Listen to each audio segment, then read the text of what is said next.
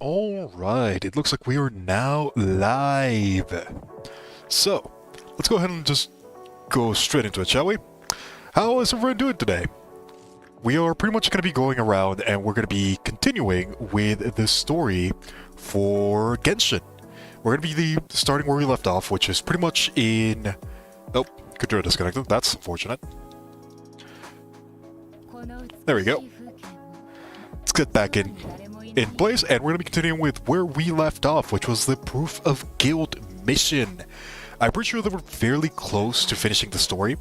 We're going to see how far we can get into it. My hope is that we're going to be able to get at least to the La Senora fight. I do want to try to finish the entirety of the story within this session, though. So we'll see how far we can get into it. So far, I have actually been enjoying the story quite a bit. I do think a lot of the Inazuma characters are pretty fun. A lot of them are very, very interesting in a lot of ways. And I'm curious to see just everything regarding their Raiden Shogun. She has definitely been one of the more complex characters we've had. Find the helper. Alright. I'm just gonna guess that it's gonna be... Huh. Well, I was not expecting that one.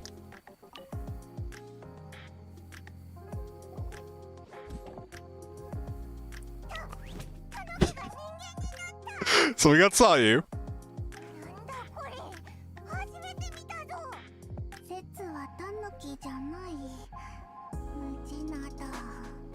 Uh-huh.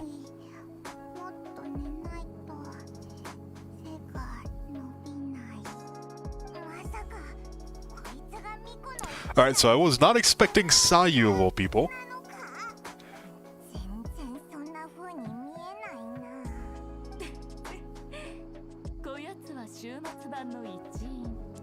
Yeah, Sayu. I was not expecting Sayu. I was expecting pretty much everyone but Sayu. But I guess it makes a lot of sense. She's pretty much the newest 4-star character that we've gotten. So it makes a lot of sense for her to be in the story in one way or another. Then again, we also have a lot of 4-stars that have not seen any mention whatsoever. Shinyan. So we'll see.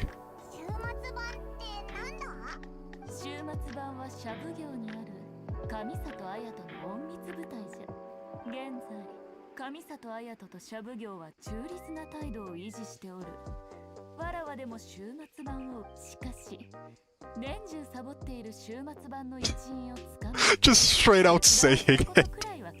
No cares in the world. She knows that it's not gonna affect the result.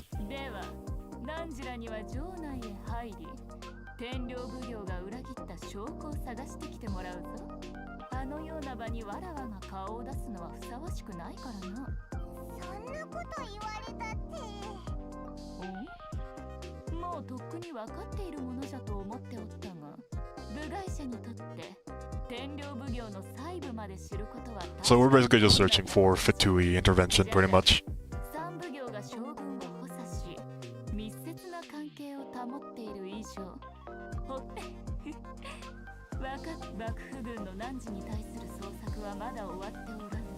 Hey, Gerwido, hello.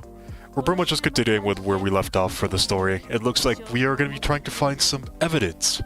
So, it looks like we're going to have to meet with Ayaka. See if she can help us a little bit. Kamisato Ayaka. I'm not going into the meme. If I go into the meme, I will not stop saying the name over and over again. But yeah, we'll see how far we can get into today. There's a couple things that I want to do as well. I know that we didn't do our usual Abyss clear stream. That's because I ended up clearing Abyss way too easily, if I'm being completely honest. The blessing that we currently have for Abyss ended up being way too busted for my team in particular.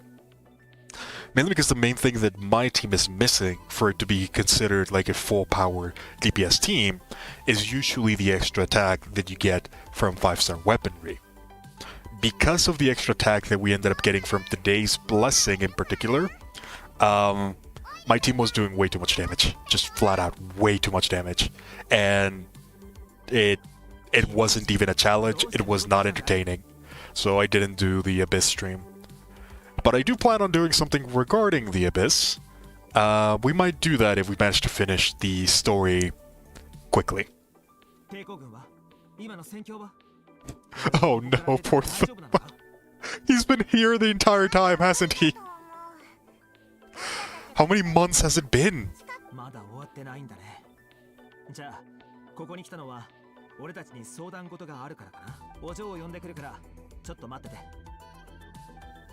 How long has Thoma been here?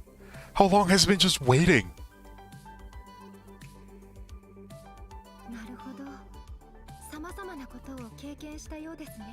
How much time has passed?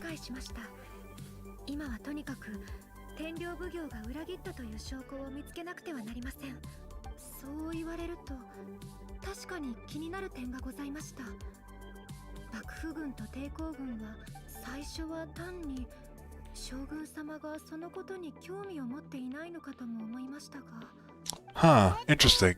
Yeah, that's a good point.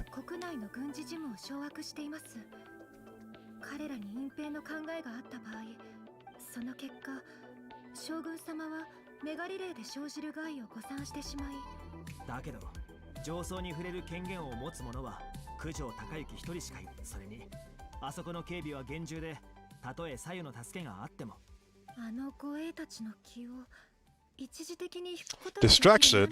I have a payment. That works as distraction, right? To the absolute blast of the finale that's coming. I'm interested to see what's gonna happen as well.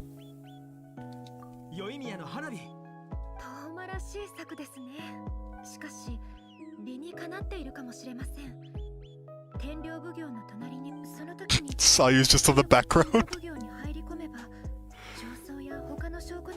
Is she sleeping or is she listening?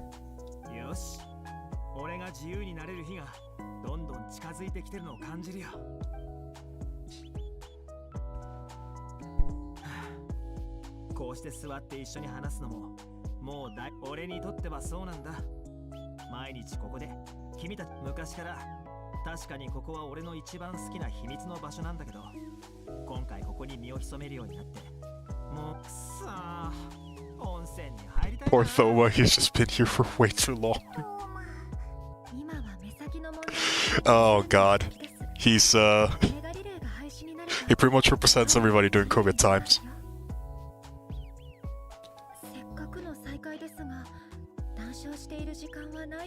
Sayu equals sleeps like always. Yeah, sounds fair. If there's ever a doubt, it's always sleeping.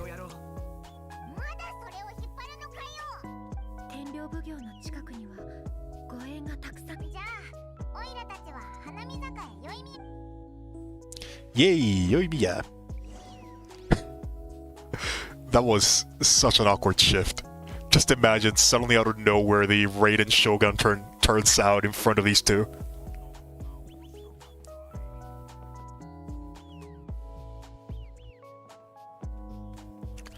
Alright, so disable the background music when you go in Koto's for 2 because the music really gave me the feels for this one.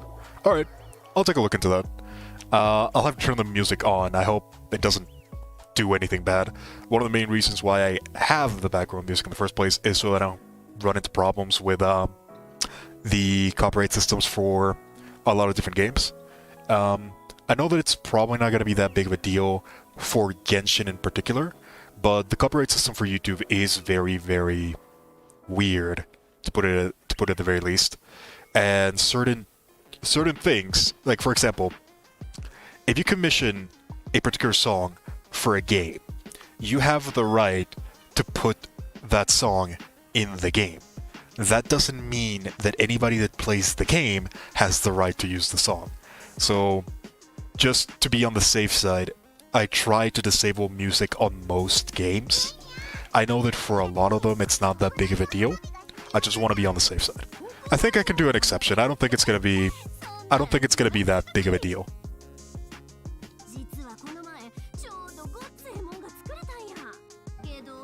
Can I just say that I absolutely adore Yoimiya's voice actress for the Japanese dub? My god, she's just so good. a lot of the voice actors they've been hiring, not only for the Japanese version, also for the English and even the Korean and Chinese versions, they have been really, really good.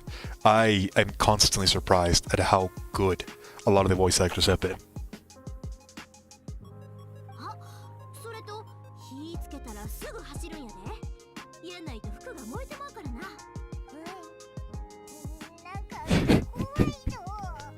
Oh, I wonder why, Paimon. Don't worry.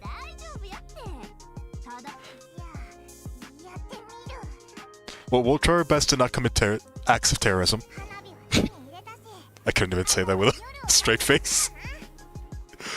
Alright. We're just gonna skip the time. There we go. It's fine, Paimon. We're not putting a bomb on the statue. It's just a firework. It's just a firework. A very, very massive firework.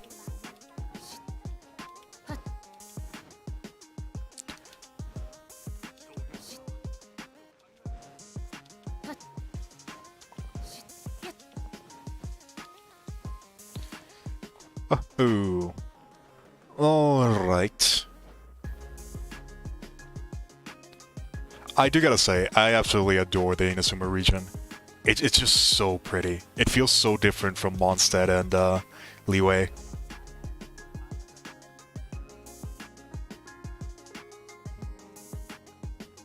Yeah, a lot of the... Oh. Well, that's unfortunate. A lot of the voice actors have been so good. It's difficult to find a fault with a lot of them.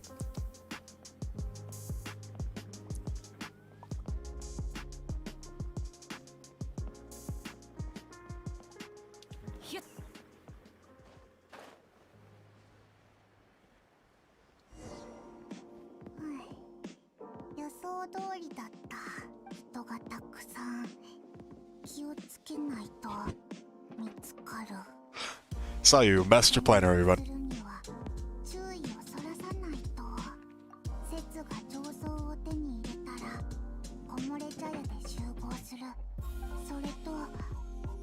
Aww.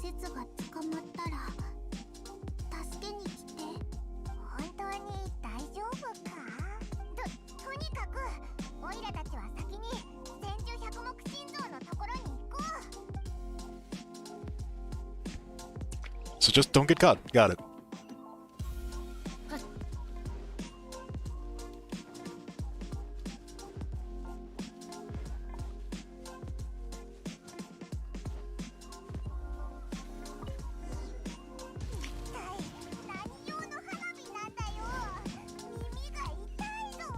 Oh, we just have to flee? Okay. This works. Oh no! I misunderstood how this worked!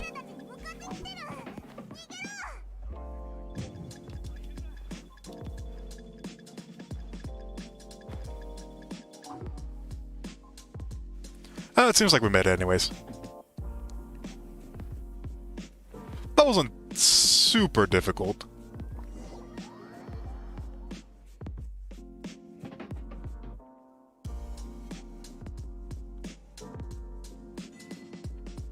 Fantabulous firework fiesta, not bad.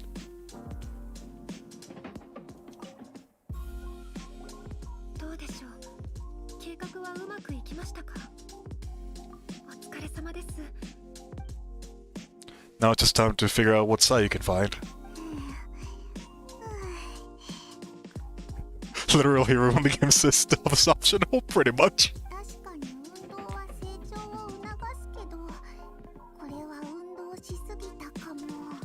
I mean, it's like in Warframe, right? In Warframe, I had the Ignis Wraith, and that was a weapon that I used for stealth missions. Now, if you know anything about Warframe, you know that the Ignis Wraith is a giant flamethrower. A giant flamethrower that has the alarming setting, meaning that it creates the maximum amount of aggro possible when you fire it. So stealth is out the window. Now, why might you ask, would I use that weapon in stealth missions? It was my stealth flamethrower because the alarms can't go off if there's nobody to set off the alarms. But hey, it worked, so it's whatever. そう手に主らの言う上層が何なのかわからない。はい、これ説はもう寝る。 Sayu is surprisingly efficient at her job. お嬢、これはこの封がされたもの、天領奉行が将軍様に提示した上奏で間違いないでしょう。それ以外にもこれは彼らとファデュイの間で交わされた手紙ですね。どうやら Pretty much everything that we needed. 様の判断は正しかったようです。これらの証拠があれば十分。これを八重宮司様に渡せば、あのお方が次の計画を立ててくれるはずです。私も人手を招集し、稲妻にいるファデュイをできる限り探し出し。 Pretty much. It was a weapon that could shoot through walls. You could extend the range artificially, and you could also buff it quite heavily. 宮司様を信じるしかありません。あのお方は将軍様と密接な関係にあります。 I've still been thinking about doing that last hurrah for Warframe at some point or another. I don't know if we're ever gonna do that. I might. オイラたちも支度が終わったら鳴神大社に行こうぜ。 I kind of wanted to give the game another chance, but I just can't. The developer is unfortunately too uncaring, really. It's probably the most fun game that has been just completely screwed over. Surprisingly enough, not by a community, but by a developer who just doesn't want to keep it fun. I hope that Genshin doesn't end up that way. It already seems like there's a lot of dissonance between the community and MiHoYo.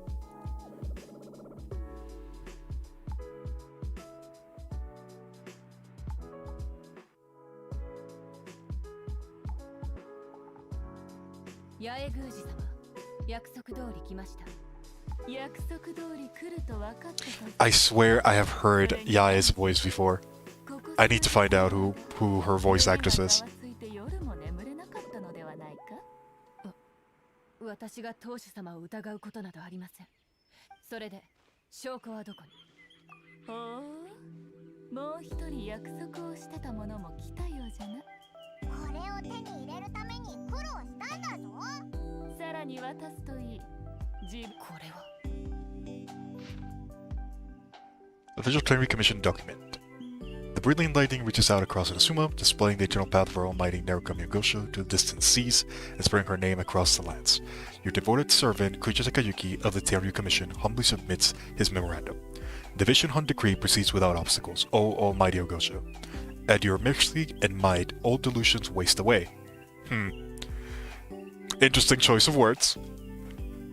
Those who have fled return, and all your people welcome the inspections, indeed, even in their hearts. All in Inazuma is at peace, thanks to your divine power, your excellency.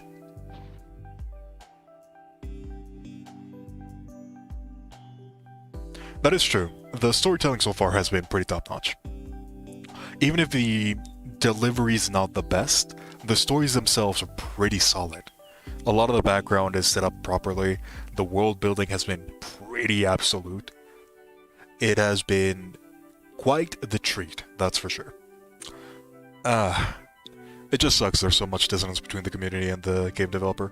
You can tell a lot of the effort that gets put by the people that are actually making the game. And it really sucks when it's just one or two people that get to decide a lot of the economic aspect of the game that really ruin what would otherwise be an absolutely excellent game. If you manage to ignore a lot of the politics that are outside of the creation of this, basically, the game is incredibly solid. Alas, that is what we got. We'll see how far we can go into it. Hopefully things will get better in the future. I think right now the biggest problem that we have is more than likely the kind of like the different tiers of play, because there's a very big difference between people who manage to spend a lot of money in the game and they manage to optimize everything to the maximum level, to people who are just playing the game at a more casual degree. And whoever MiHoYo sides with is gonna very heavily determine the fate of this game. And it's a very hard decision because a lot of the people that are that heavily invested, they are the people funding the game. So it's kind of hard to just say, don't listen to the min-max or anything of that sort, because they're the people that are spending $5,000 on the Staff of Thoma banner. I was about to say Staff of Thoma, Jesus Christ. They're the people that are spending thousands of dollars on the game, so MiHoYo can't just ignore them. But they also can't just cater specifically to them because the game will die without new players coming in. So it's very difficult between finding that balance of getting challenges for experienced players, getting challenges for people who are way, way, way above the power curve of the game, and making the game a new player-friendly experience. Games like Genshin, they don't rely on old players staying. They rely on new players staying, spending a big amount, and then maybe coming back at some point in the future. That's kind of how a lot of games like Genshin survive. The older player base is less relevant as time goes on, as sad as it is. But Genshin is trying to appease those players, which, from a purely business standpoint, is the wrong move. And I hate saying that, I truly do, but it kind of is. I'm happy that they're trying their best to keep old players happy, and I'm happy that they are trying to at least get content that they can appreciate. It's not only all just for the new players. But there has to be a balance, and I don't know how they're going to do that one. It's a balance. It's very, very hard to accomplish. Alas, we'll see what we end up getting. The stories themselves have been incredibly good. Character design is always on point. So we'll just see how long the ride rides. How long the ride lasts. 確かに当主様の会員が偽物ではない。抵抗が産後のみ前線。どれも一言も触れていない。前線で命を落とした兵士、人々が受けている苦痛。どれも言うに値しないものとでも言うのか。命を舐めている。どうしてこんな隠蔽を。Yeah, kind of what I was saying, wasn't it? メガリレーを順調に遂行するためじゃ。それらを将軍が知ってメガリレーが廃止になったらならんからの。天領武器わざと将軍 Oh god, I love her. I love her sass. The ultimate, I know more than you do. メガリレーの遂行で得するのが誰なのか。天領奉行とハリュイの間で交わされてた手紙だ。九条家の当主が隠してたものらしいぞ。どうじゃ。汝の見たかったもの、見たくなかったもの、よもや見て見ぬふりはできぬじゃろ。私が今まで続けていたことは裏切り行為を許すわけにはいきません。当主に会って直接話してきます。 Oh, poor Sarah. すごく怒ってたな。こちら側に引き込むことは成功したみたいだ。Yeah, the entire point why we were helping is because we were promised they were going to be able to meet the Shogun. 彼女を追ってみよう。 I don't know, I'm having fun with the revolution. 話したいことがある。汝が初めて一心浄土に入ったのは千手百目心臓の前じゃったな。あの日の情景を再現するんじゃ。 They did. Ya is so good. She's definitely a treat. 千手百目心臓の前で雷電将軍の心を開かせれば勝機は必ずやってくる。これを持っていけ。選別じゃ。これは鳴神大社のお守り。 Oh, damn. ご利益のあるもので汝のために特別に残しておいたんじゃ。絶対絶命の状態でそれを取り出せば危機から抜け出せるかもしれぬぞ。もちろんわらわに会いたいと思った時に取り出してくれても構わぬ。こんな大事な時に冗談はよしてくれよ。悪いな。ではわらわの愚鈍な友は Yeah, I'm really thinking about rolling for Yae. It is objectively the wrong choice for me. Nonetheless, I think it's probably worth it. We'll see. I don't even think I'm gonna have enough for even a 50-50. I'll probably just have to get lucky.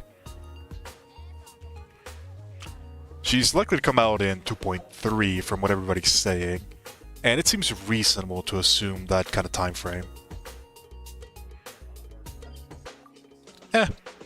I'll wait and see. I do have a 5-star weapon for her, if I do manage to get her.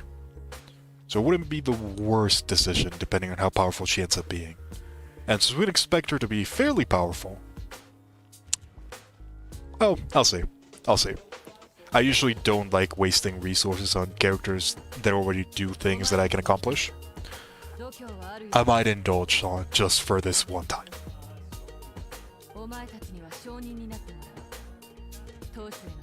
It's objectively wrong, that's objectively the wrong choice. Fair enough. That is fair.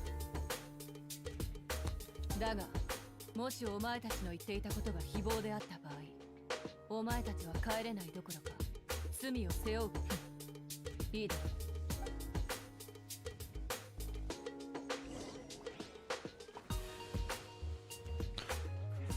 The biggest problem that I lie on why I don't want to get Yae is because I already have a very significant amount of electro damage. I think electro damage is probably my strongest element at this point.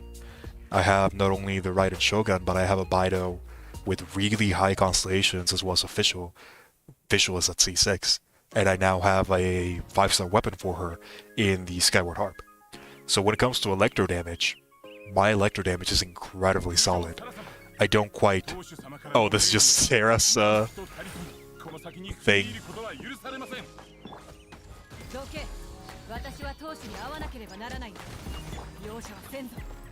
I'm probably not going to be using Sarah much, unfortunately.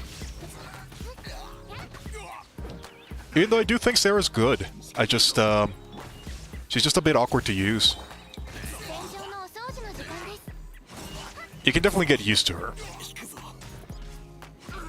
She's also kind of expensive in a very similar way to Bennett. That's another thing that kind of brings a lot of her value to a different degree.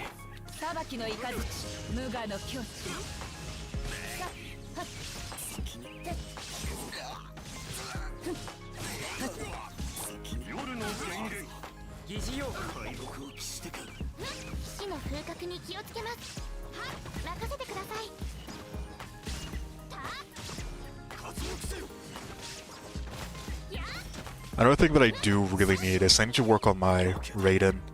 My Raiden is not properly built. I need way more artifacts than what I have.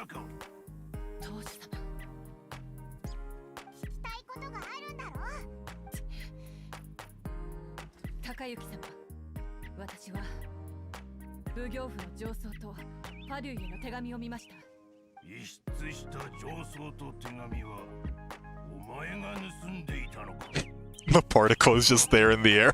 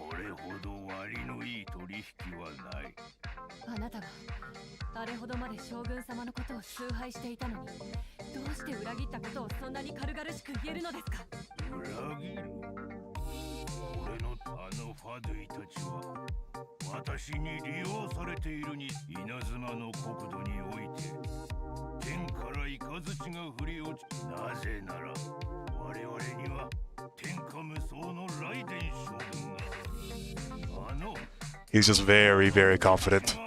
Way too confident. おお、こいつが崇拝していたのはライデン将軍というよりも。では忠義の心はどこに行ったのですか。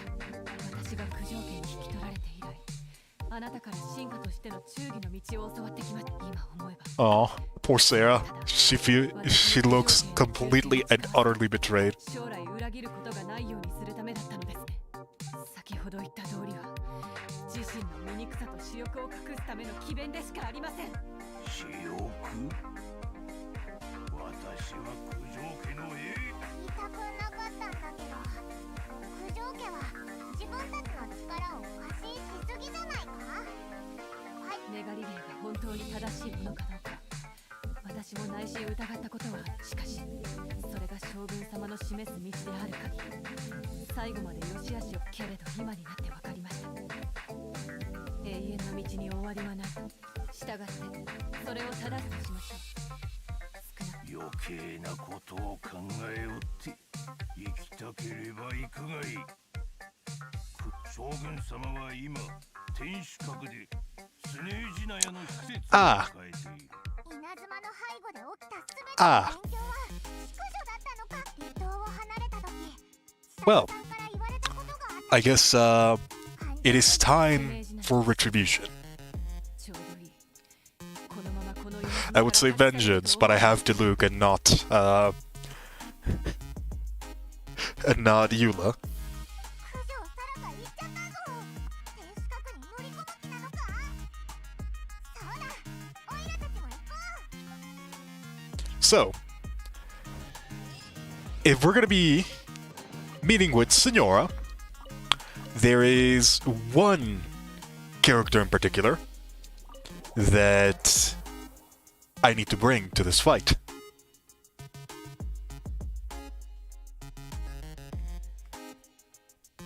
Alright, because of that, I'm gonna go ahead and I'm gonna turn off the background music. And I'm gonna turn back on the Genshin audio.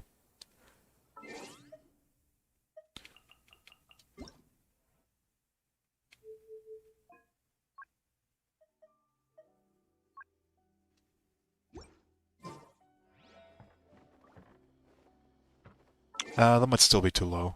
I'll turn it up a little bit more.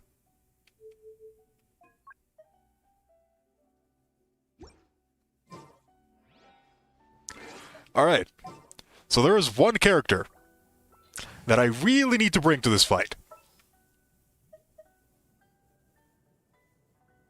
音階調整終わり。 Alright, Venti. You ready? Look at that face. This is the face of a bloodthirsty killer.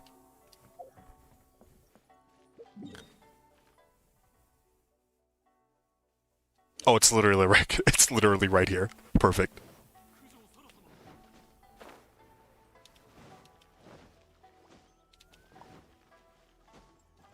よいしょ。ふわっ。 What the? Was this Sarah? 走るより飛ぶ方が早いよ。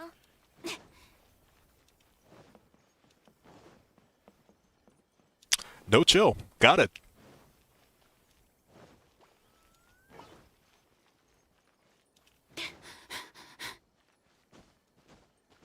よいしょ。何が起きたんだ。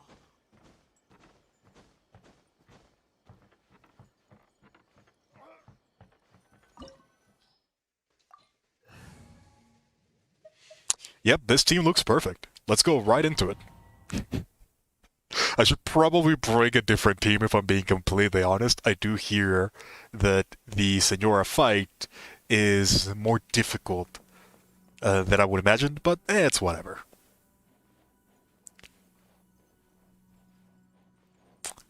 You know, the music is pretty good. まったく次から次へと。ここが天守閣だと知らなかったら、どこぞの市場か何かと勘違いしていたところよ。少しはお利口さんになったのかしら。あ、九条サラが淑女に。稲妻の民が犯した過ちは私が裁きます。あなたの出る幕ではありません。淑女。それは申し訳ございませんでしたわね、将軍。はいはい。私のことが忘れられないのは分かってるから、そんなに私の名前を口に出さないでちょうだい。私を恨んでることも当然知ってるわ。しつこい旅人ね。ここでそんなに急いで将軍様の前で私の罪をA 70% pyrocist? Oh, I see. Is that why people found her difficult? 私はただスネージナヤから外交の施設として来ただけよ。あんたが何を言ってる I gotta admit, Senora is also pretty top tier. I wonder when we're gonna get her as a playable character. おいらたちのこと眼中にないみたいだぞ。私が興味のない人や物事の話はやめてちょうだい。名前すらも他人に覚えてもらえないような小物たちがこの永遠に至るための革命で踏み台となれるなんて、彼らの短い人生からしたらそれは大きな誉れだったのではなくて、将軍様、私の言ったこと間違ってるかしら。Prevent his gnosis. And for the people of Leeway you imperiled. 昔のことを掘り返すの。スネージナや女皇の理想はこの世で最も高貴で純粋なもの。それに比べればあんたの言ったものは取るに足らない。決着。私もあんたの顔は見飽きてきたところよ。でもあんたがそんな無謀な人だとは思わなかったわ。そんな偉そうなことを言う前に分かってるのかしら。あんた天守閣に押し入り御前で大口を叩くなんて自首以外のなんだというの。あんたと私の間にある差を分かってほしいわ。地位も実力もね。Oh shit, we talked. No audio. Unfortunate. わかりました。まさかそんな手があったなんてね。かろうじて自分を私と対等の位置まで引き上げるとは。でも敗者は死ぬのよ。旅人。じゃあここは甘んじてあんたと一曲踊ってあげるわ。あんたと私どちらかの命が尽きるまで。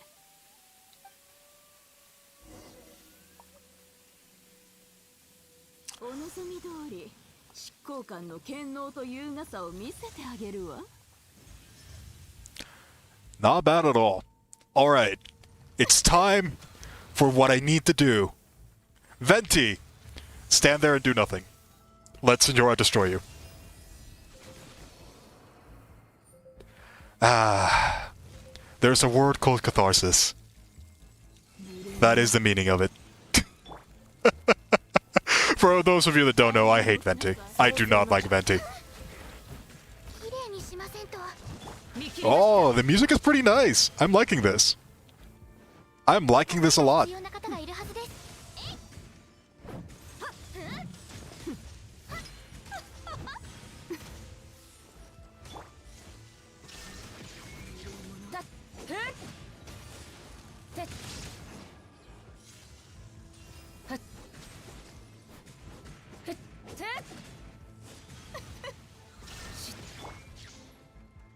Can we hit her now? Yep. Alright, perfect.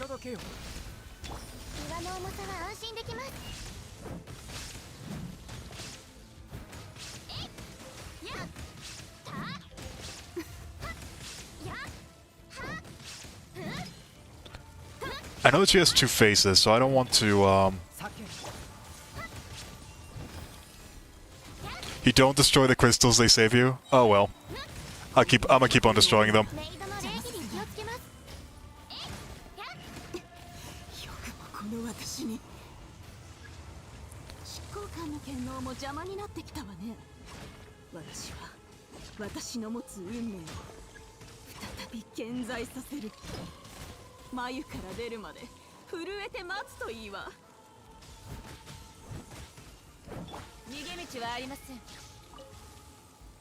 蒼白の炎は今も燃え続ける。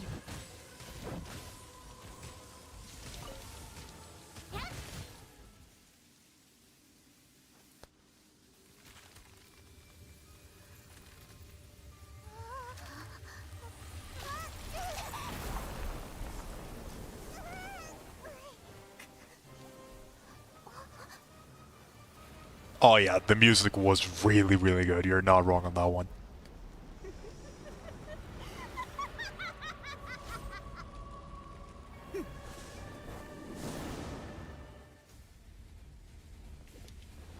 蒼白の炎で憲兵を溶かした今、私の苦痛を見届けるがいいわ。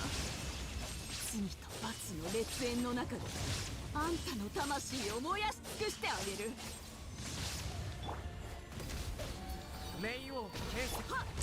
So it seems like we have the pretty much exact same effect as in Dragon Spine, and I'm guessing the crystals, they're the ones that lower it down.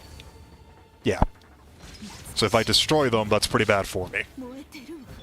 I see what you guys are saying.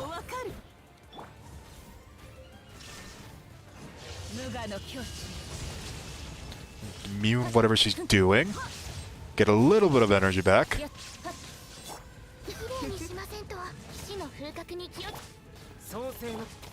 I like her fight.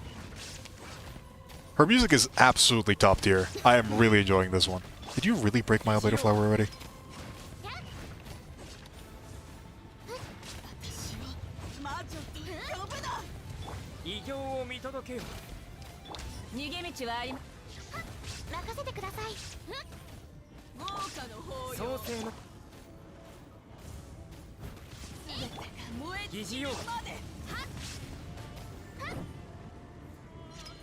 Fire Tornado!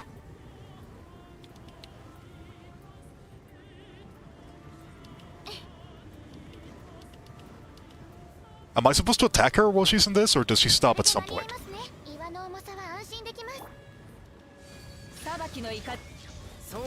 Nope, she stopped. Alright. Where'd you go?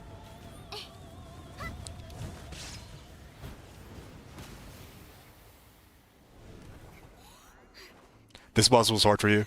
I can definitely see why. If she has like 70% fire resistance, a lot of the top teams are going to struggle with that one.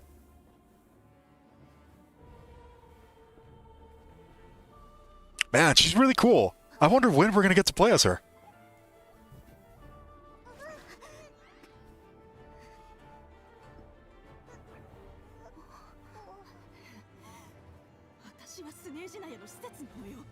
私に手を出すのがどういうことか。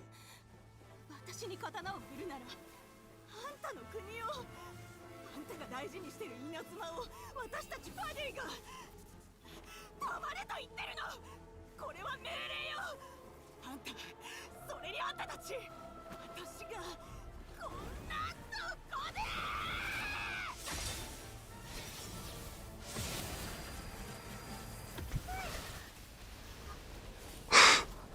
Oh, so never. あなたは永遠の敵。ですが、勝者の栄誉は認めましょう。生きて、この天守閣から去ることを許します。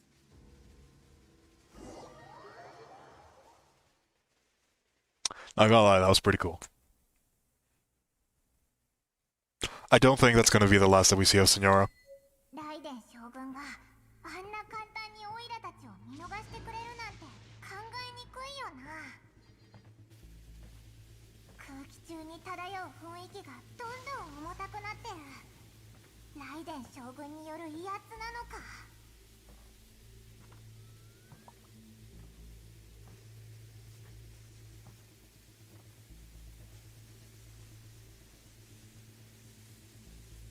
淑女がライデン将軍の刀で死ぬなんて。確かに罪はあったけど For more reasons. 考えさせられるな。執行官たちは神の心を集めて何がしたいんだ。おい旅人、頭が痛いのか。Quick time events, really? しっかりしろ。やっぱり早くここを離れよう。 Well, we'll talk about that in a bit. 嫌な予感がする。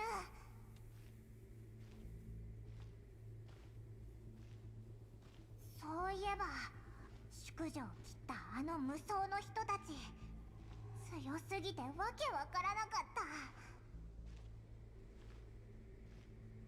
あの一撃が本当に無敵ならライデン将軍を倒すなんてできるわけない。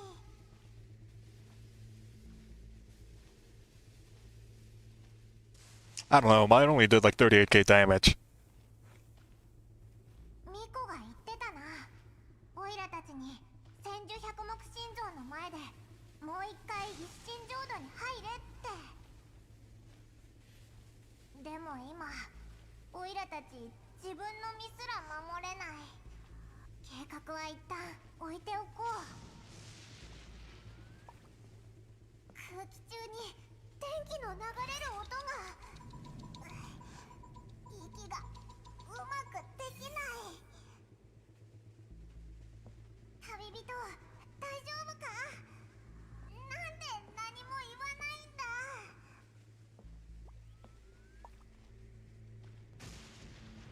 It's so noisy outside. 天守閣からざわついた声が聞こえる。何か起きたのかな。 Is the revolution at full force? すごく緊張してるみたいだ。何が起きたのか見に行ってみようぜ。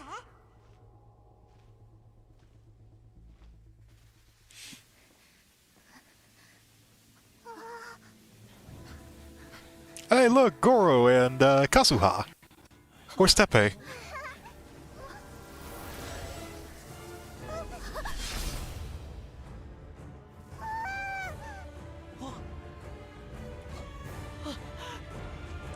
いつの日か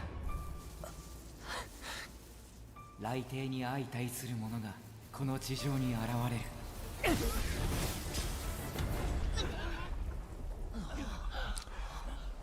Not bad, Kazuha, not bad.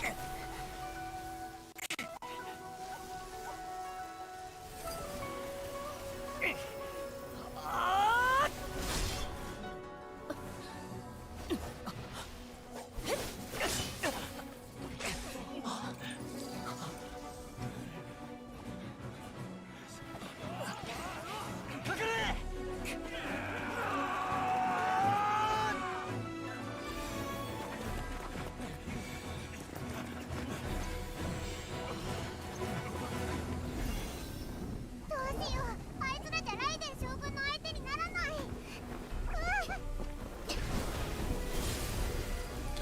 Damn, why don't we have that?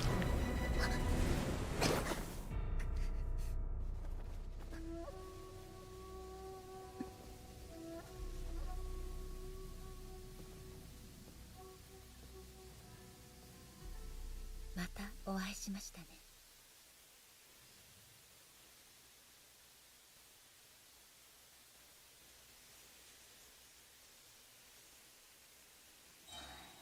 一体何があなたを再び私のところまで来させたのでしょう。その愚かな勇気は人々をかばうため、それとも私に謁見するのが目的ですか。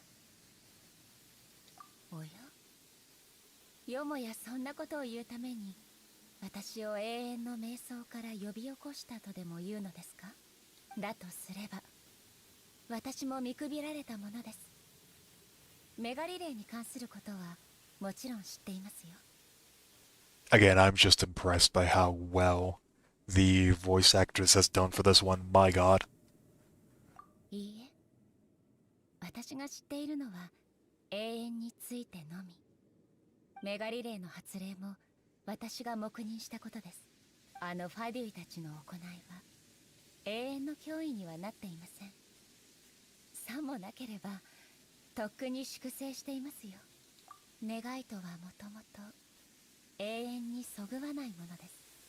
あなたはまだ気づいていないかもしれませんが、願いを追い求めるというのはたくさんのものを神の目を摂取すること自体は命を奪うことではありません。命を落としたのはむしろ願いを追い求めた者たちではありませんか。旅人さん、あなたは確かに特別な存在として私の目に映っています。あなたの身には数えきれないほどの不確定要素があります。言い換えれば、あなたは永遠から最もかけ離れた存在であれば、私は別にあなたに理解してもらおうとは思いません。あくまでも世のために永遠の道を歩んでいく。そう、そんなことも知っているのですか。まあ別に構いません。大方。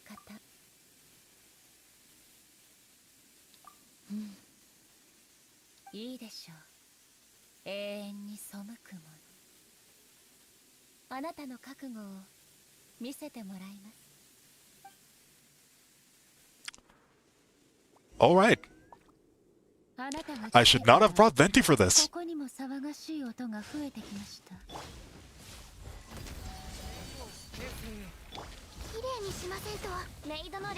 This is going to be a problem. I did not imagine that we were going to be fighting her already.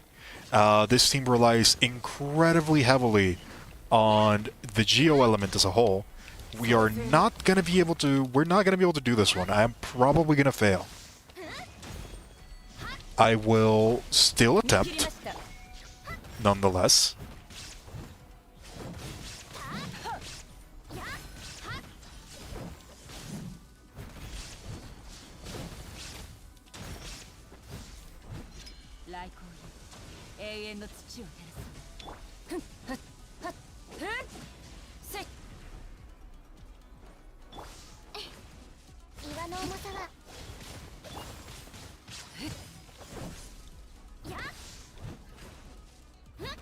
That is a problem because I rely on Raiden for a significant portion of my energy generation. And since she is immune to Electro, I cannot get my energy back. I can still probably tank a significant amount of it thanks to Albedo over here. But I'm pretty sure that we're about to lose that. Yeah.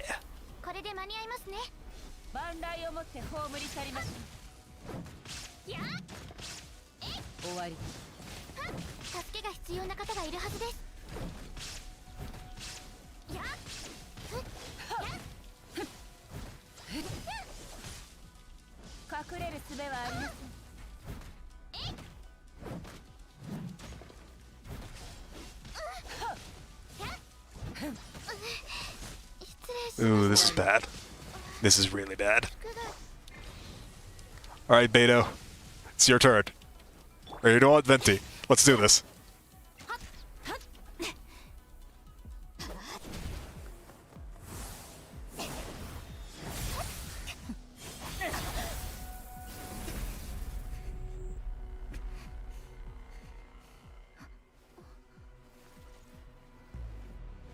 Nanja?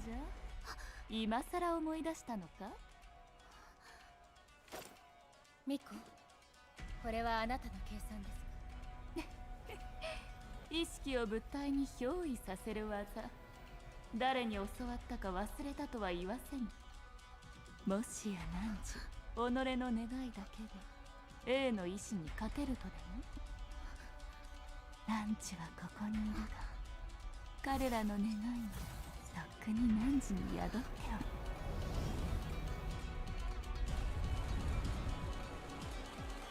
じゃから目を閉じるがよい。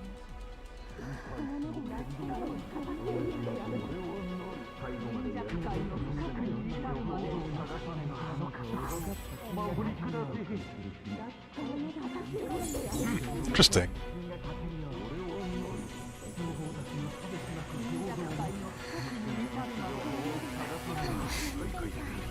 Was that Tepe? Oh.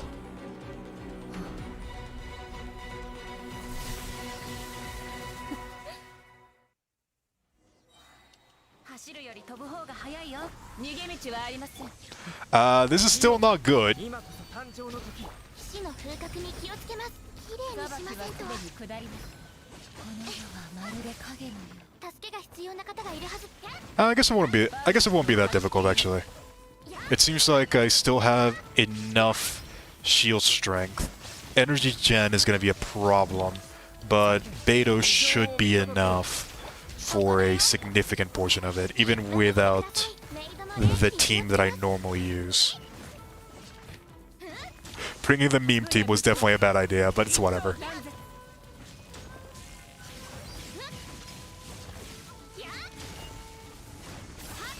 God, that music is amazing. 創世の術、冥王剣。岩の重さは安心できます。まるで影のよ I really like the Raiden Shogun's theme a lot. This phase 2 is amazing. I almost don't want to finish the fight. I want to listen to a song a little bit more.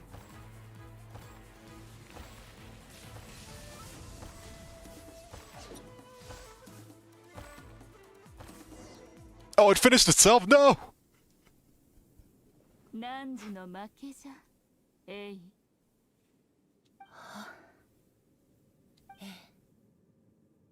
私の負けです。どうして自らの民を彼らの願いの力を信じてやれぬのじゃ。あれらの願いは距離や空間、さらには時間をも超え。 It's a remix of the usual combat music. 止められぬもの。 Yeah, now that you mention it, it does sound pretty. It does sound very similar to that. So both of the themes overlaid a bit on one another. That, yeah, I need to hear a full version of this.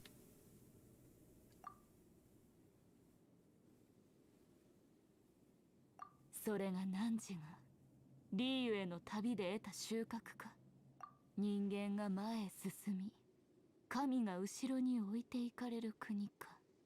しかして、なぜわらわたちがそう自分勝手に前へ進むことを一方的に放棄させることができる。前に進むことで生じた損失をあなたも共に見てきたはずです。そう、永遠にのみ。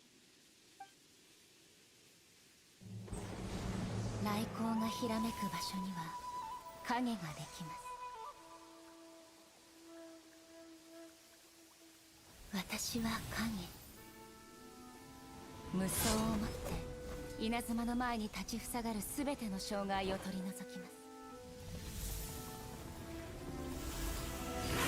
す。しかし一歩前へ進むたび何かを失っていきました。そして最後には彼女さえも失ったのです。あれらの自責は今も雷陽の木陰で語り継がれています。しかし失ったものがこの国に残した烙印は今なお燃え続けています。探しましょう。たとえそれが周囲の光だとしても、少なくとも私たちには今があるのですから。彼女はそう言いました。しかし必死に前へ進む国が天理を前にして全てを失ったのを私は見ました。来光を保つためには時を止めるしかないのかもしれません。今とは儚い幻想であり、永遠のみが天理に最も近づけるのです。私はもう影ではありません。この身こそ意図尊き存在、天下を太平せし者。臣民に夢を与えると誓いましょう。未来永劫、不変の永遠を。 Wow, that was a lot of story in just a couple minutes. わらわにとっては皆目見当もつかぬもの。 There's definitely a lot to talk about that one. とにもかくにも、汝は自分の愛する稲妻を永遠に守り続けたいだけなんじゃろう。その言い方はあまりにも軽薄です。しかしこの国は果たして永遠に存在する価値のあるものなんじゃろうか。願いを失い、変化を失い、ただ存在するだけの国。であれば滅んでも問題はないじゃろ。ミコ、その妄言を撤回してください。未来永劫変わることのない永遠。しかし汝の親民が必要としているのは汝の約束などではなく汝の眼差しじゃ。神の目ですか。人の寿命は100年のみ。彼らに過去を背負えるほどの力はありません。私は全てを経験したからこそ彼らを正しい永遠へとじゃが永遠は汝にとってあまりにも残酷すぎるぞ。ヘイ、私？汝は属性の者どもに目を向けぬようになっただけでなく何百年もの間ここで一人。しかしこれは必要なことで。前へ進まなければ逃す者も多いじゃろう。ここで永遠にとどまる汝も失い続けていると言えるのではないか。そんな孤独に耐えながらその時間軸を永遠のために無限まで伸ばすなんぞ。I want to comment on what's happening, and I know I'm not talking, but this is just I'm just listening to this. It sounds they did such a good job with it. So I want to save all my comments till the end. わらわに話せ。なぜここの空がかつてあれほどまでに暗くよどみ、そしてなぜここは汝の一心浄土であれば、もうとっくにここの孤独に耐えられず、本心ではわらわにあえて嬉しく思っておるのではないか。私は何も言うことはありません。わらわにはあるぞ、数えきれぬほどの話が。数百年もの出来事を話すなんて。千個の記憶力はいいんじゃ。数百年の些細なことまで覚えておるぞ。じゃから話すのにも数百年かかるじゃろう。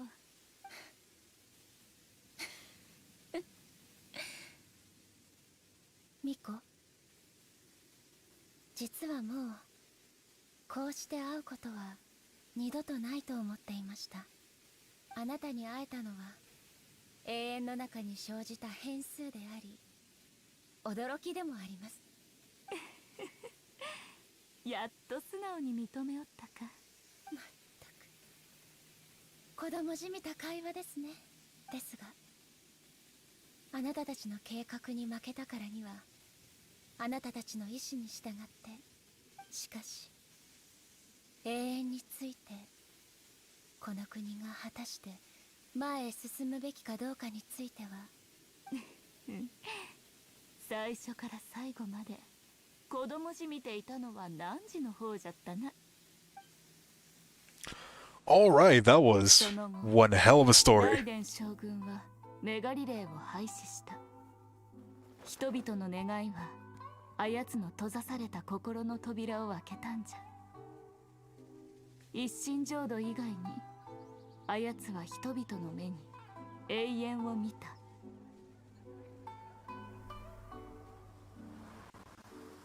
願いがひときわ強く輝いたとき、神はそのものに眼差しを送る。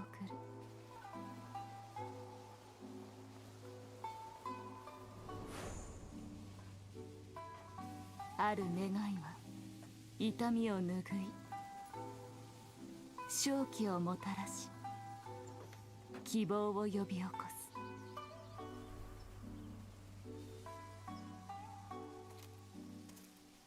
ある願いはたとえそれを持つ者の身が滅び、魂が天に帰ろうと、生まれた時と変わらず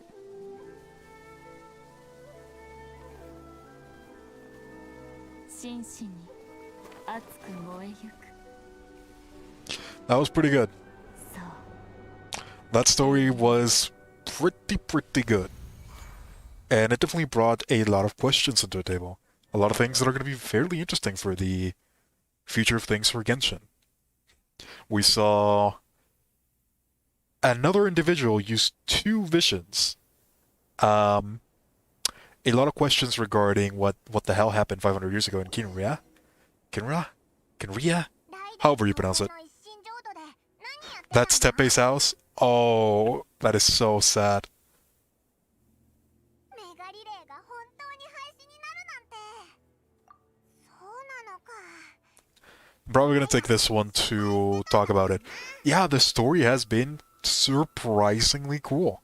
I was not expecting it to be that good. You can definitely tell that they rushed it in a couple parts here and there, but the animation has been pretty on point. The voice acting remains incredible, and a lot of it was fairly interesting. There's obviously more stuff to a lot of this. A lot of that is going to be delivered through World Quest and other parts that I haven't done yet, but I do plan on doing that eventually. A lot of history was put into the world of Inazuma, and it is definitely very fun to explore. So I'm excited to see what else they're going to be bringing in the future. We still have a lot of regions to look forward to. Sumeru is probably going to be the next one. That's the one where we're finally going to be getting Dendro, hopefully. And there's a lot of cool stuff to look into. But yeah, before we go any further, let's go ahead and let's finish these last parts. See what else we got.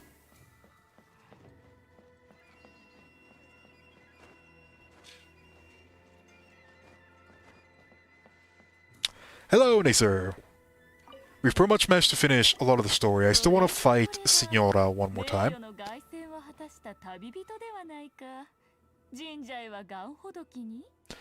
Alas, not the case.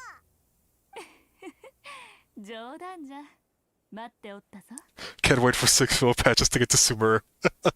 Probably. We're more than likely going to be getting another area as well. And that's not going to be Sumeru. Probably the Chasm, I imagine. 10? Oh no. It might be 10. It might honestly be 10. I don't mind though if Sumeru ends up being as good as Inazuma. I can wait. It also gives me more time to save up for the Inazuma Archon. Or sorry, for the Sumeru Archon. ミコも気分がいいみたいだな。そうじゃ。長年会っていなかった旧友と話せたのじゃ。ところで、その後聞いたんじゃが、まさかファデュイの執行官と御前試合をしたとはな。正面から宿女を倒すとは。まあともかく、勝ったならそれでよい。やっとファデュイの計画を。 This also means that Senora is dead, but I don't think she's gone. I don't think it would be that simple.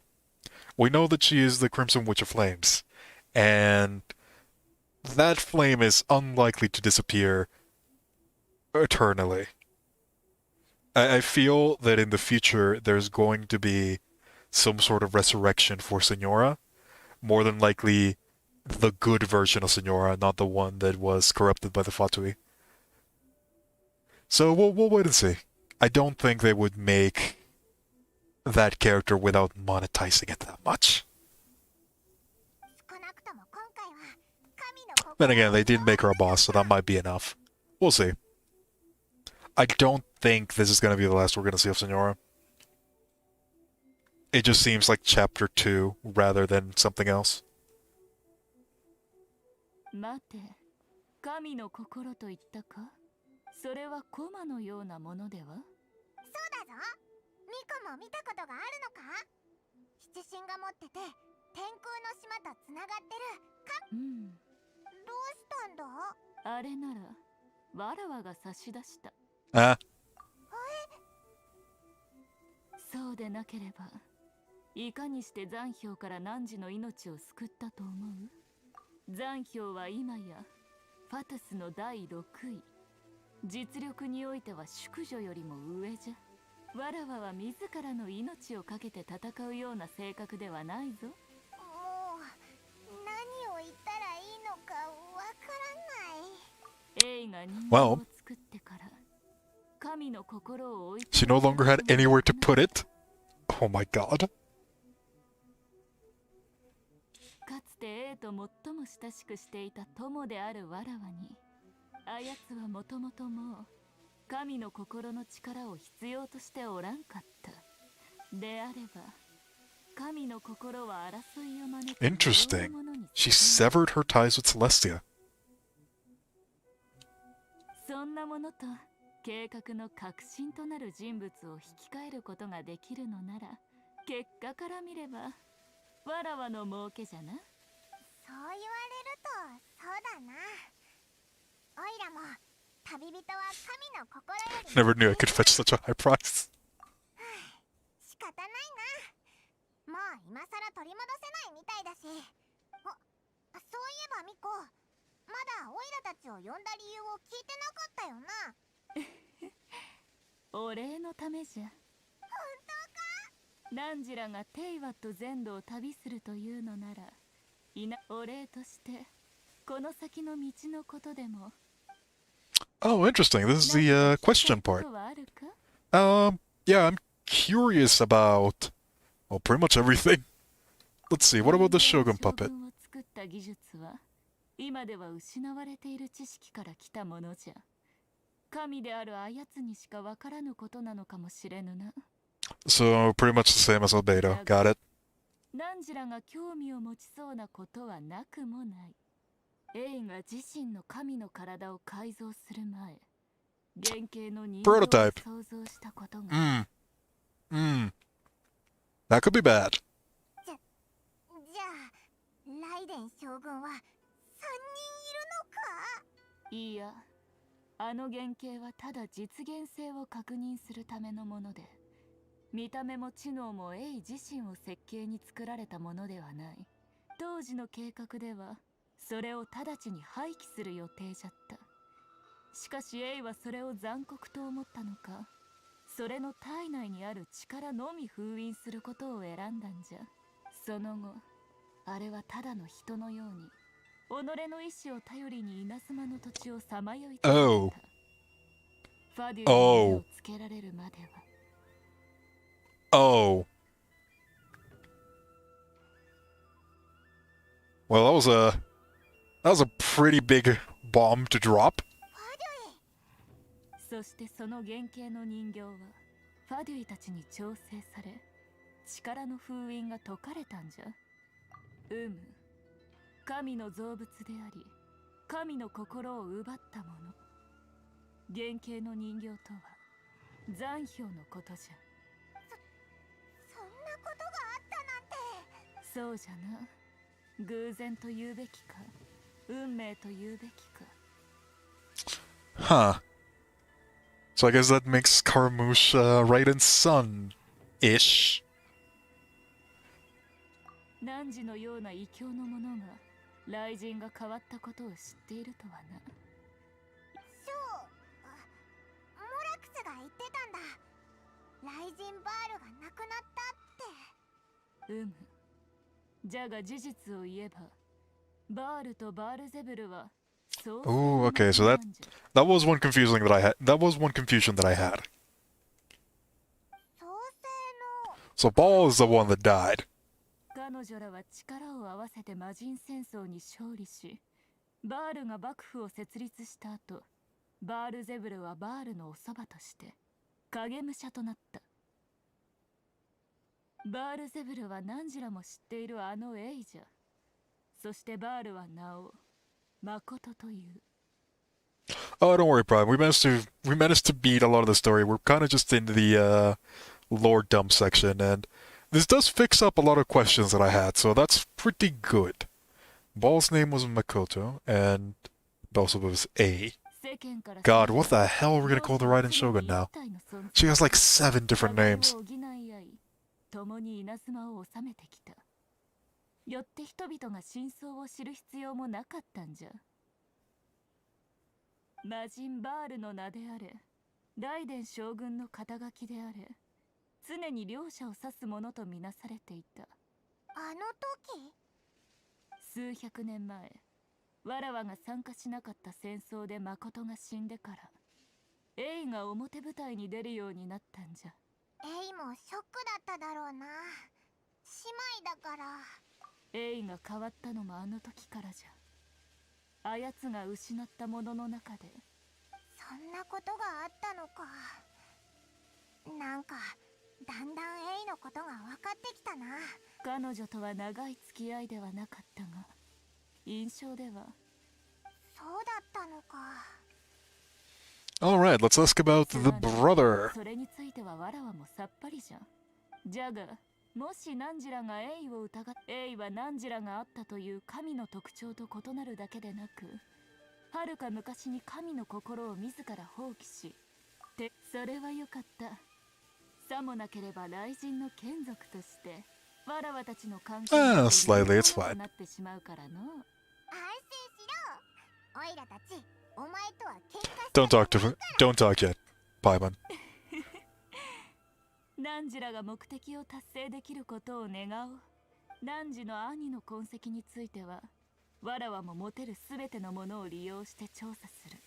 何か情報を手に入れれば、ナンジに通達しよう。稲妻の後は、そうじゃな。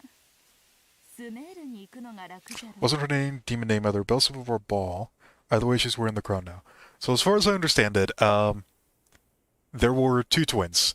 Baal and Beelzebub. Beelzebub is the one that we have right now. She's the one that survived. Baal is the one that died. That explains a lot of the confusion. And they were twins. And for all intents and purposes, both of them were referred to as Baal. Which, funny enough, is something that does end up happening sometimes with twins. スメールか。これまでにもたくさんスメールの学者には会ってきたぞ。うむ。スメールは知恵の神を。じゃがその執着は。スメールでは、知識は資源。 Knowledge is managed as a resource. Oh, God. Not this again. 知識が資源？うむ。じゃがその決断をしたのが賢者たちか。クラクサナリデビ？お？知らぬのか？クラクサナリデビはスメールの進行。ナンジラも彼女に確認したいことがあるんじゃろ？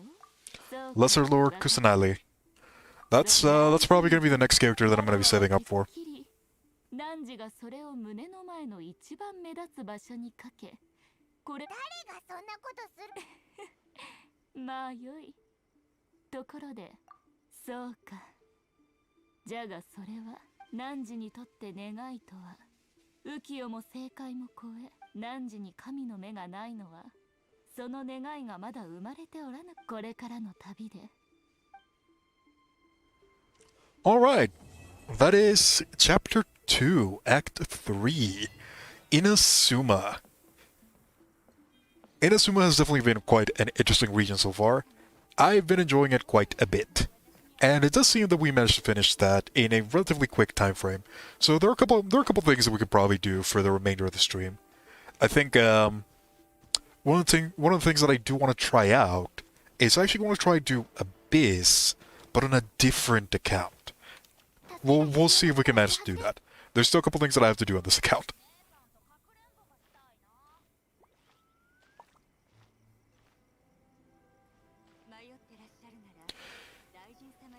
Oh yeah, don't worry about it. Don't worry about it, Prime. There's a lot of confusions with this one. Ball, Raiden, Beelzebub, A. She has like 7 different names at this point. The thing that we should know. This one right here. Her name is A. Or Beelzebub. But she goes by Ball, Raiden Shogun, Narukami Gosho, etc., etc. Every single one of the names is correct. There is not a wrong one. It's just the reason behind each name is different.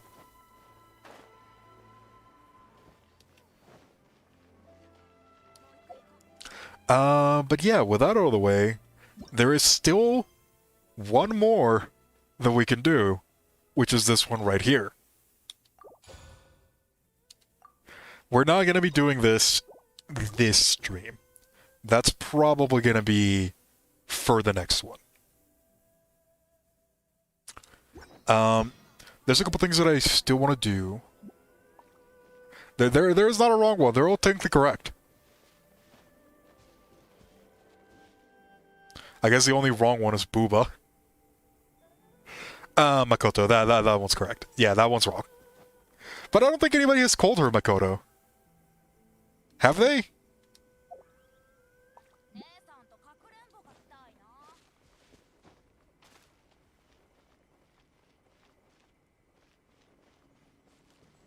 Beelzebub, yep, Lord of Flies, the first demon egg, Fallen Leader. That would be Raiden Shogun, yes. Now, as far as a couple things that I want to do before I switch over to a different account and we try to do something that's honestly going to be fairly painful. I want to do the Signora fight again. Because that is the one that I need in order to start leveling up the Shogun, Raiden Shogun. So I want to do this really quickly, and then we're probably going to be switching over to a different account, and I'm going to be trying to do something slightly different than what I do. And we'll see how that goes. It's gonna be a prototype for something that might happen in the future. But for now, we're just going to be going... We're going to be doing this fight. The music for this fight is amazing. A lot of the music in Nezume is just gorgeous.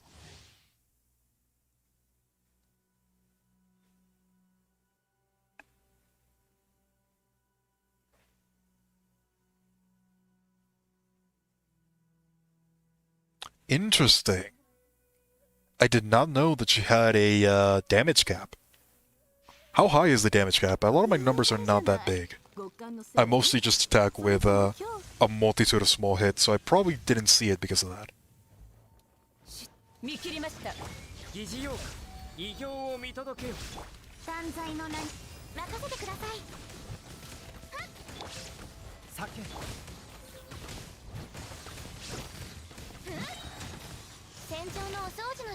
I don't think I have enough damage to hit the damage cap anyways, so that's probably not going to affect me that much.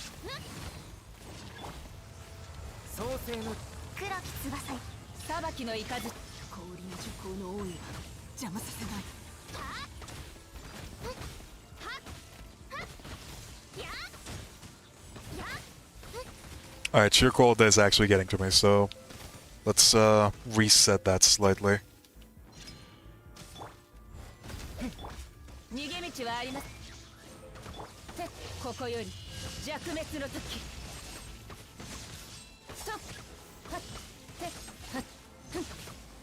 Oh yeah, the moths, I forgot about those.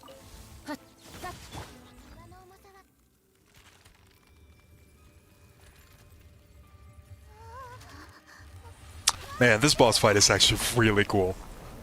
A lot of the visuals are just amazing. So curious, is this a delusion or is this something else?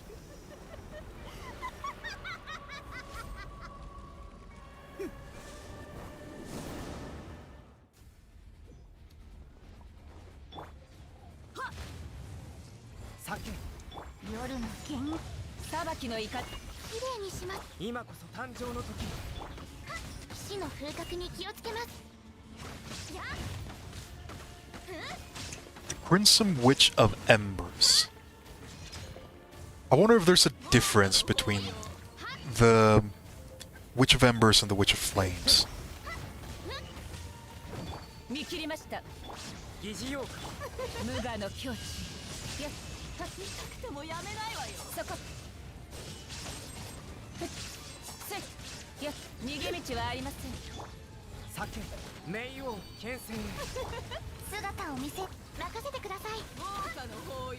Her delusion is the cryo one. Oh, interesting.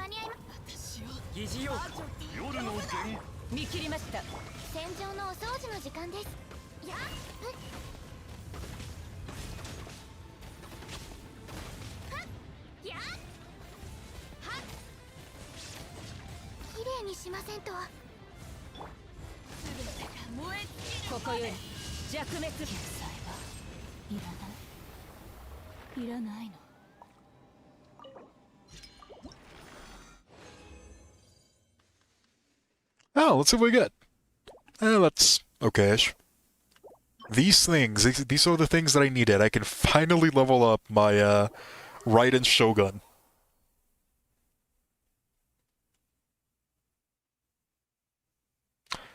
She was from Mondstadt. At some point she lost her lover and replaced her body with fire itself. Interesting. There's a lot of way too advanced technologies when it comes to replacing your own body. Like we now officially have two individuals that were constructed and are, by all intents and purposes, not technically alive, but also not dead. And I guess Signora did the same thing, it's just with a different form. That's interesting. Another thing that is very interesting, which is one of the things why I feel that we are going to see Signora again at some point, is because we have this thing right here.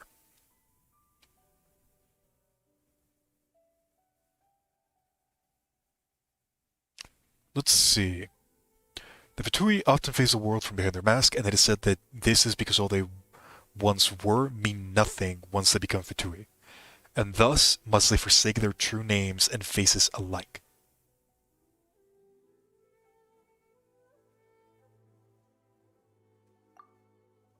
Yet the act of giving up all that makes up an I, once past, and the bonds that come with it, is no mean feat. Perhaps it is fair to say that only those who possess an obsession close to or even exceeding the level of delusion might be willing to join the group that so revels against the heavenly principles, binding the remaining days to their delusion and burning as brightly as stars. Of course, many within the Fatui are simply consumed by power and are simply sadists. Fair enough. Nor are these states necessarily in conflict. The woman whose real name was Rosaline Krushka Lothfalter may have one led a more innocent, naive existence. But that was before her eyes were filled with a raging fire and her innocent days were burned away, before the icy delusion extinguished the flaming tongues that ever gnawed her, before the frozen might that protected her was shattered by the eternal Outlander, unbound yet no less determined than she was. Yeah, so delusion was the ice one. Man, the story of Genshin definitely has a lot of really cool lore into it. I do hope we get to see more Signora at some point. If it doesn't happen, it's not the end of the world, but I would like to see a bit more. But with all of that out of the way, I noticed that we have enough for a single wish after completing all of the stories. So, we might as well try, right? I'm not gonna get anything. It's whatever. I'm probably gonna start setting up for an actual character once the banner ends. I have like 8 days remaining. Whatever Primo Gems I get, I'm gonna try to get the Engulfing Lightning. I'm not gonna get it, I know for a fact. But, it's a thought that counts, right? But yeah, with that out of the way, this is pretty much where I'm going to be ending this part of the stream, but I'm not going to be ending the stream as a whole. I'm going to be switching over to a different account, and we're going to be doing something a bit different. We're going to be taking a look into someone else's account, and we're going to be seeing how far they had gotten into the game. She's called the Crimson Witch of Embers, not Flames. Yeah, that is something to take note of. I don't think this is the last time we're going to see Signora. I feel like there's going to be a quest sometime in the future that's going to be the rebirth of the Crimson Witch of Flames. But hey, we'll wait and see. It just feels like too good of a setup to not take that route. We'll have to wait. For now, though, I'm going to be putting the stream on a different screen. I'm going to be switching to a different account. We're going to be seeing how that person has been going through Genshin, and we're going to be attempting to do Abyss on their account. This is going to be kind of like a test phase. We're going to see how well it goes, and if it's something that we can do on a more consistent basis. For now, just give me a couple seconds while I switch to a different account. I'll be right back.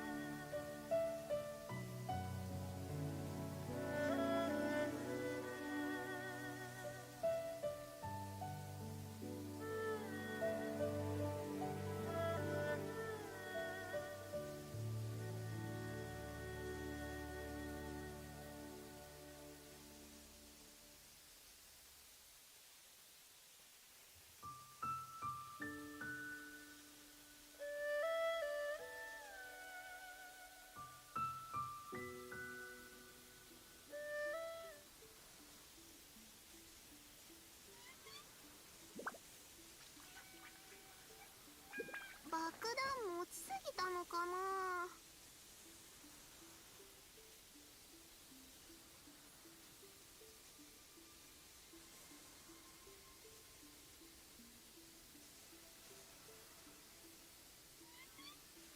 今日ね、クレイ変わった模様のトカゲを捕まえたんだ。見たことない模様。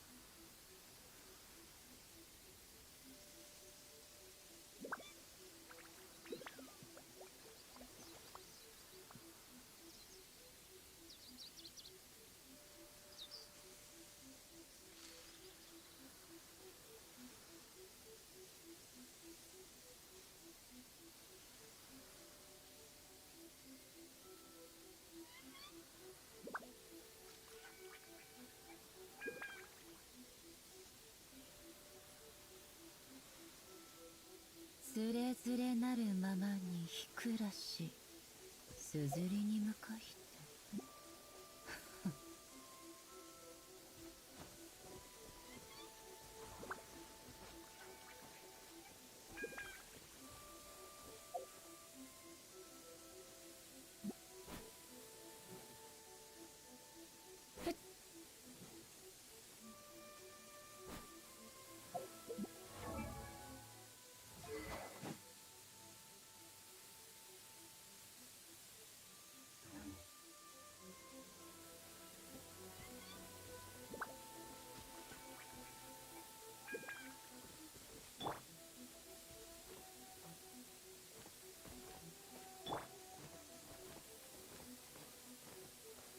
よ、うん。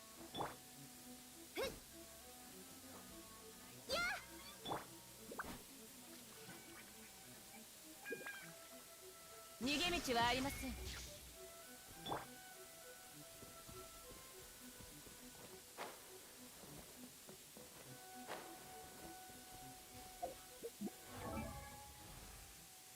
あれ、どこ。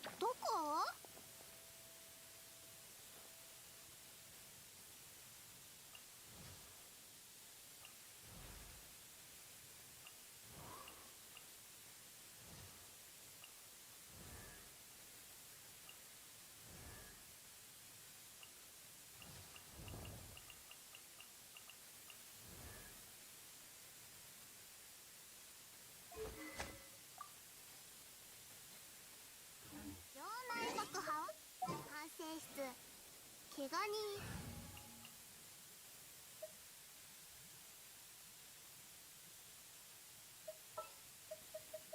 人。どこへ行こうか。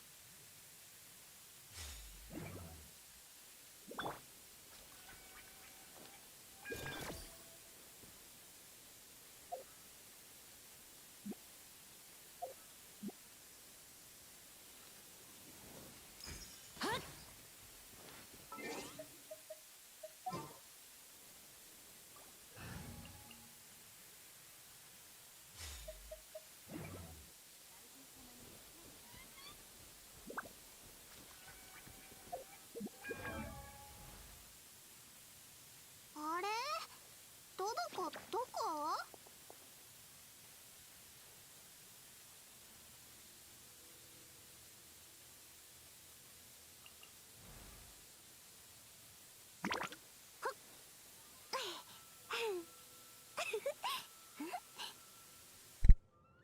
God damn it, have I been muted this entire time? Oh no. Can you not hear me? Mike.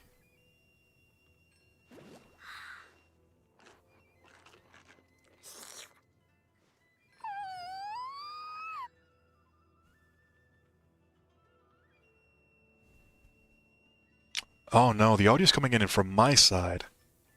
Am I gonna have to reset this?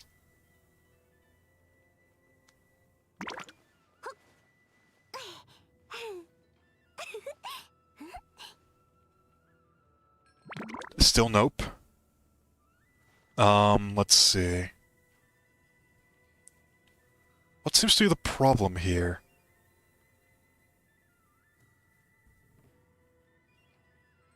It works for you? Never mind. Okay. Gotcha. Alright. God, I got distracted by that. So, continuing. Oftentimes, what you want to do in Genshin is you want to find a character that you can invest a good amount of it and build a team around that character. For this player, that character ended up being Klee. Klee is more or less the character they decided to put a lot of investment into, since that was the first character that they ended up getting. So, because of that, they started trying to put a lot of investment into it. However, they didn't get a weapon for Klee.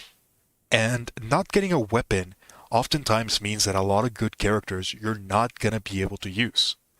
Weapons are incredibly powerful in Genshin Impact, and having to be stuck with 3-star weapons is generally not good enough for an investment point. So because of that, they actually tried to roll for a different character, and they ended up going with Ayaka. Ayaka is a character that they put a lot of investment into.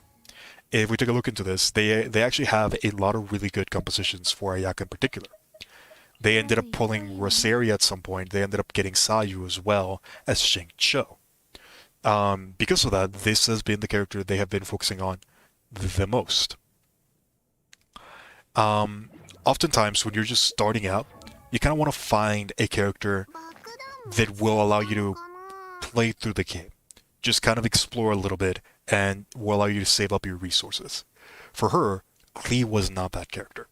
So instead, she focused a lot on Ayaka. Getting more and more characters and taking advantage of those characters. Trying to invest into things that will help you supplement those characters. Early on, if you're just starting out, the character that I recommend that you put a lot of investment into is going to be Xiangling. Xiangling is one of the easiest characters to enable in Genshin Impact, and she's also incredibly strong by herself. This is the main character that a lot of people are going to be using for the early game, while you save up your Primo Gems, while you try to get different characters from the gacha system, or from events. Xiangling is incredibly strong, not only on the pyro DPS department, but also on the physical part. Early on, when you're just starting out, you can just get the Crescent Pike, and use the Crescent Pike alongside other characters to trigger Superconduct, to just use the physical Xiangling to carry you through a majority of the game. More often than not, this is what I recommend for a lot of people. Another one that you can go for, which is what I personally went for, was Noelle. Noelle is another character that you can invest fairly heavily into, and she will be able to carry you through a significant portion of the game, even at C0. So, if you're thinking about characters that you want to play early on that will help you struggle a lot less, Noelle will more or less be able to fight against most of anything that you throw at her. Especially because early on, the Gladiator set is a set that you can put on her that will work really, really well for her. So you can take advantage of the early sets in order to try to get to a more high level degree, at which point you can start working towards different things. So that is definitely one strategy that you can use. For this person in particular, she just has an insane amount of characters, so the options are pretty much boundless. As you can see, she has things like Sucrose, she has things like Xingqiu, Rosaria, which is an amazing cryo battery, as well as Ayaka, which is just a powerhouse. There's a lot of characters here that you can take advantage of. She also pulled the Keqing. She used the Keqing for quite a while, but not anymore. If you want my opinion on what characters you should try to invest the most heavily, early on you probably want to go with the free-to-play staples. That is Xiangling, that is characters like Noelle, that is characters like Kaeya. These are the 3 characters that are worth the most for a free-to-play player. And early on, a lot of people can struggle getting Xiangling. If you're struggling with Xiangling, one of the combinations that it can give you is to try to use a Noelle Geo Traveler combo. This is probably going to be the easiest way for you to get Xiangling. Once you get Xiangling, you can start focusing on that a little bit more. Now, as for the actual things for this player in particular, weapons are often a very big deal. So which weapons you have will give you a lot of benefit. One of the reasons why this player in particular wasn't able to use their Klee was because they were lacking a good weapon. As you can see, she doesn't have a single 4-star apart from this craftable that she made for the catalyst. She ended up buying the battle pass in order to get the solar pearl, just so that she could use her Klee. She ended up getting very unlucky when it came to the gacha system, so she wasn't able to use her Klee. If you're in a situation like this, one of the things that I would recommend the most is that you actually wait for these weapons right here, the Black Cliff weapons. If you're in a situation where where you have a very strong character, but you can't get it to work effectively, these are the weapons that you should try to aim for. Try to save up your Primo Gems, try to save up this particular currency, the Star Glitter, and try to use it for one of these. These weapons are pretty much some of the better ones that you can get for a lot of characters when it comes to 4-star weaponry, and they will pretty much enable a lot of the characters that you can use. The other thing that you want to take a look into is going to be artifacts. Artifacts are very, very important in the game, and they're pretty much a majority of your damage. One of the things that you want to keep in mind is what characters you're going to be using. Focus on your main DPS first, and then focus on your supports. Supports are often probably more important than the main DPS, as you can oftentimes kind of just go around without having to worry too much about it.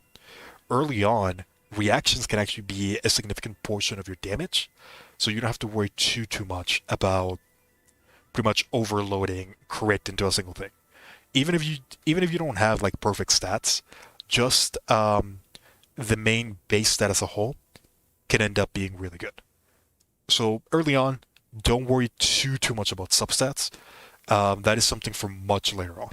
For right now, she's kind of just using things that give her power. This one in particular is not ideal, but it's also not that bad.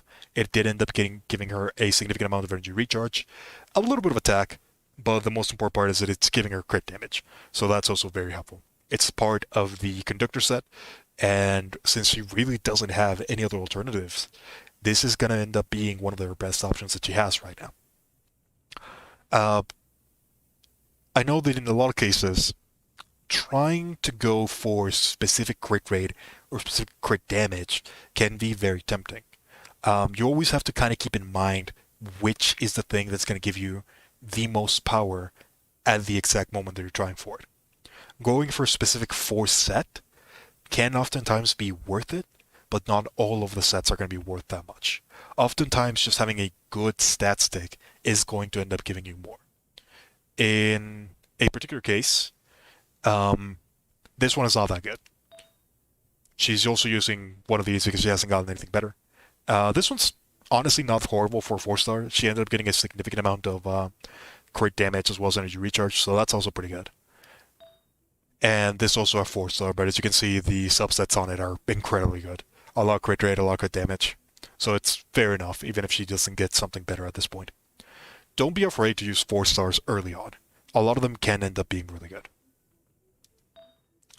This one is just absolutely beautiful. I have no idea how she ended up getting this.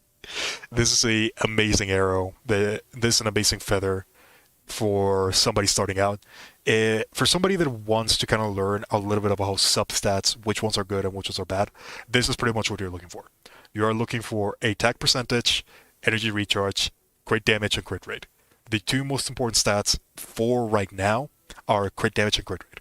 Early on, these two are the stats that will give you the most benefit, but do not ignore attack percentage.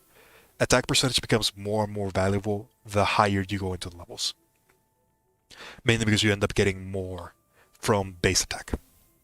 Attack percentage, in a lot of cases, can actually be a bigger damage increase than adding more crit damage and crit rate. You have to keep a balance for that. And I actually have a video on that if you want to learn a bit more about it. But for that out of the way, she honestly has a lot of really good artifacts for her Klee in particular. This is a really, really powerful Klee. She has pretty much 2 that already have crit damage and crit rate, 3 pretty much, and her damage potential is fairly high. When it comes to this one, the only real way of getting better artifacts is probably going to be on this one right here, trying to get one that has crit damage as well as crit rate, but that is incredibly difficult to accomplish.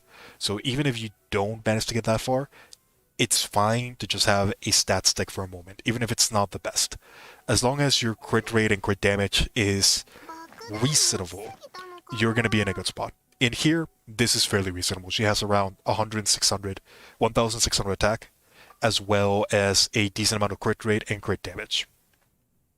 She definitely needs a little bit more crit rate, but that's not that big of a deal. This is a okayish balance that will give you a significant amount of power. This Klee by itself doesn't really have that many ways of increasing her damage even further. Even with 5-star weaponry, she's going to be losing a lot on crit rate for it to be worth it. So you're going to have to think about how much is it worth to keep increasing the power of a single character over increasing the power of others. The way that I see it, this Klee right here, she's not at full potential, but increasing her potential even further is going to take too much effort for it to be worth it. If we were to focus exclusively on this one character, for us to increase her power even further, it's probably going to take us months of work. The only 2 artifacts that we can properly change for something better are going to end up being the Concert's Final Hour, changing this for a 5-star variant, as well as changing this for a 5-star variant that also has a significant amount of crit damage, and maybe this one for slightly more crit rate. Those are probably the only things that we could change to make this Klee better.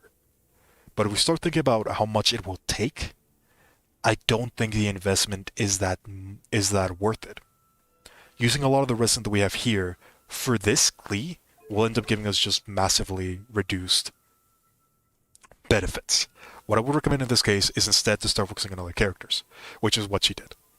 She started focusing on the Raiden Shogun, which is the one character that she ended up getting relatively early, and oh my god, her Shogun is beautiful.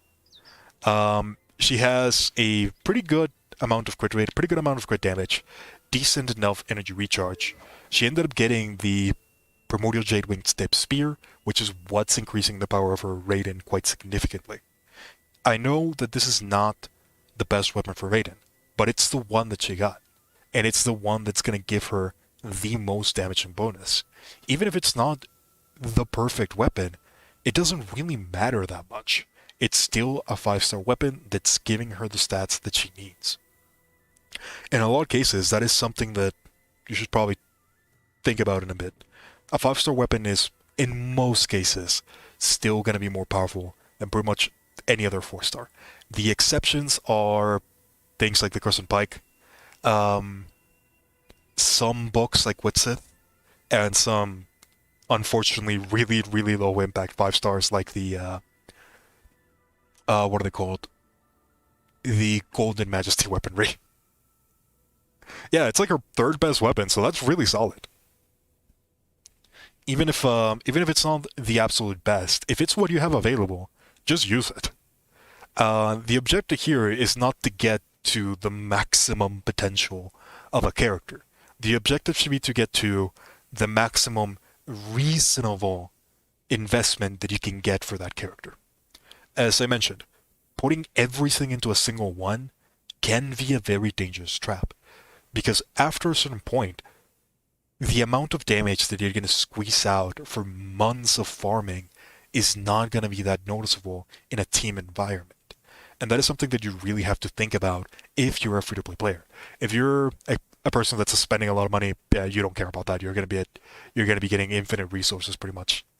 But if your resources are limited, investing them into very small increases is not going to be that beneficial. Especially when, let's be real about it, Abyss is really the only reason why you would want to invest super heavily into a character. And in a lot of cases, Abyss is not a game about dealing damage. The last couple ones have been. But it's more a game about matchups. How well can you do against this specific abyss? It just so happens that this specific abyss, the matchup is how much damage can you get in a short amount of time. But that is definitely something to keep in mind. If you're trying to maximize your account, oftentimes that is not by maximizing one character. Oftentimes is by maximizing a multitude of good supports that you can switch into different teams. White Tassel goes burr. White Tassel, that's another good one. That is another really good one. If we're talking about weapons that are high value when it comes to the 3-star weaponry, the ones to keep an eye out for are the Harbinger of Dawn, the White Tassel, which I actually don't know if she has. She has 2. Wow, that's unfortunate. The White Tassel, this is a really good one because it has crit rate on the main stat as well as just normal attack damage increase. This is really, really good for a lot of characters, so don't sleep on it. Characters like Rosaria early on can take really good advantage of this. Even Shang Ling herself can take really good advantage of this one. Especially if you don't have a lot of 4-star spears. The other one that I would take note of is the Thrilling Tales of the Dragon Slayer. This is another incredible 3-star weapon that can increase a lot of your power without having to worry too much about it. Especially if you have a high value support like Sucrose. When you're kind of examining an account, there's a couple things that you want to take a look into. What weapons does that person have available? What weapons do you have available in your own account? What artifacts do you have already? And what characters can you take advantage of? Those are kind of like the things that you want to take a look into from an overarching nature. If we take a look at her weapons, she only has a single 5-star, that being the Primordial Jade Wing Spear, so more than likely we're going to be trying to take advantage of that and level up characters that take good advantage with spears. Characters like Rosaria, characters like Shang Ling. If we take a look at other characters, she managed to get Ayaka, and one of the good things is to keep in mind the crafted weapons. A lot of the crafted weapons can be really effective. In the case of Ayaka, the Amenoma Kageuchi ended up being the weapon that she wants to go for. There is a lot of factors for what characters you're going to be leveling up early, and what characters you're going to be going on with that. If we take a look at her particular account, because of a lot of the restrictions that she has, she's very clearly not going to be going for another catalyst user because she just doesn't have catalysts. The only catalyst that she has is the prototype Amber and the Solar Pearl. And the Solar Pearl, she's probably already going to be equipping on one particular character most of the time. So if her objective is to do Abyss, catalyst users are probably not going to be the way to go. She's probably going to be trying to search for another character that can take advantage of the weapons that she has already, that she has not been able to use properly. Things like the great swords that she has access to, things like some of the swords that she has that are very high impact. It's very important to keep in mind the weapons that you have, the weapons that you can get, as well as characters that can synergize. Those are kind of like the 3 things that you want to look for. Now, as for what teams this person should try to aim for, right now she honestly has some pretty good combos. I think this team right here is incredibly solid, really, really powerful. She also has another team that she can do really well with Ayaka. With Ayaka, she can end up getting a lot of different variations of characters that she can work with to focus on this one character. She already has Rosaria, which is an amazing battery for Ayaka. The only 2 things that she's pretty much missing is a form of CC and a form of Hydra application, as well as a little bit of healing. So for her, Kokomi is actually a really solid option in the future. She also has Shengqiu, so the 2 things that she can try to do is that she can try to get either a Hydro character that can heal and apply a lot of Hydro for Frozen, which in her case is probably going to end up being Kokomi, or she can wait for an Anemo character that can heal and CC enemies. In her case, she has Sayu, but Sayu doesn't CC it, doesn't group up enemies together, so this is more like a single target version of Ayaka. Which, while still valuable, probably not the best. If she's going to be going for this particular team, she probably wants to try to get another character that would benefit her a little bit more. Xingqiu in this particular team is mostly here just for the frozen reaction. He's not here for the damage aspect. So he is actually fairly replaceable. And that would also allow us to use Xingqiu in different compositions. That is something that you should keep in mind as well. A character being amazing doesn't mean that character is going to be amazing in every scenario. A lot of the times, those characters are amazing because they have very specific synergies. So keep that in mind. Not, let's take a character like Hu Tao, for example. Hu Tao is incredibly powerful, probably one of the strongest characters in the game, if you can enable her. So that is something that you have to think of whenever you think of a character. Can you enable that character? Do you need a specific interaction? Do you have that interaction already? Can you afford to level up that interaction? There's a lot of factors that have to take in place. For this particular player, their Xingqiu, she probably should level it up, in all honesty. She does have a lot of powerful interactions for Xingqiu, but they might not necessarily be the only one for Ayaka. There's a lot of things that you can take into account. If I were to choose which characters would probably work really well, I think she already has 3 very powerful teams, mainly that being the Klee team that we see right here. This team in particular, which she's probably going to be trying to get Ayaka or Kokomi. She's really close to getting her pity, and she already has a lot of things saved up, so she's likely going to be trying to roll for Kokomi. If she doesn't get Kokomi, she's likely to end up getting a lot of benefit from someone like Ayato.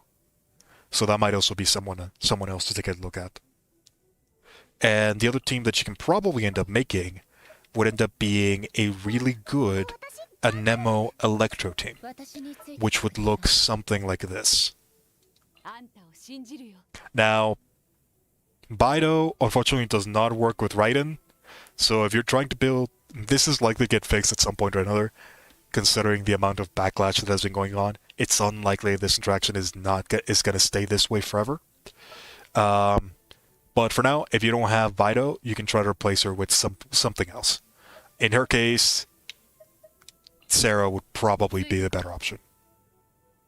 But yeah, as you can see, just from team synergy alone, you have a lot of very powerful teams. We can probably even make another one if you really, really needed to. You could end up with something like Noelle, Ning Wang, and then just like a battery composition. Probably...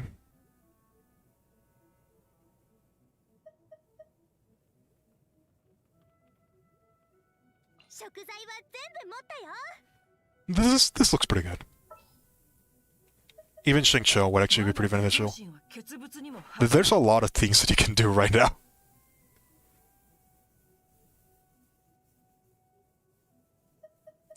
But yeah.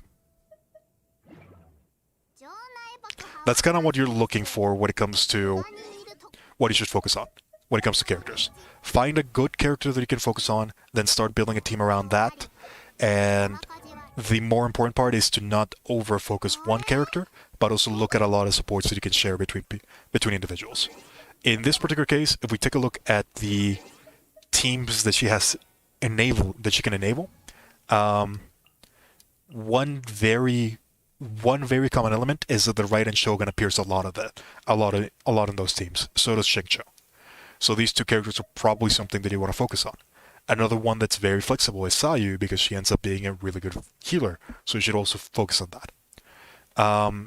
Essentially, try to get 1 or 2 really powerful DPSs, in her case, Klee and Ayaka, and then focus entirely on DPSs. As well as supports. There are some really good characters like Sucrose that can actually be both. That is very high value. Same deal with Shangling.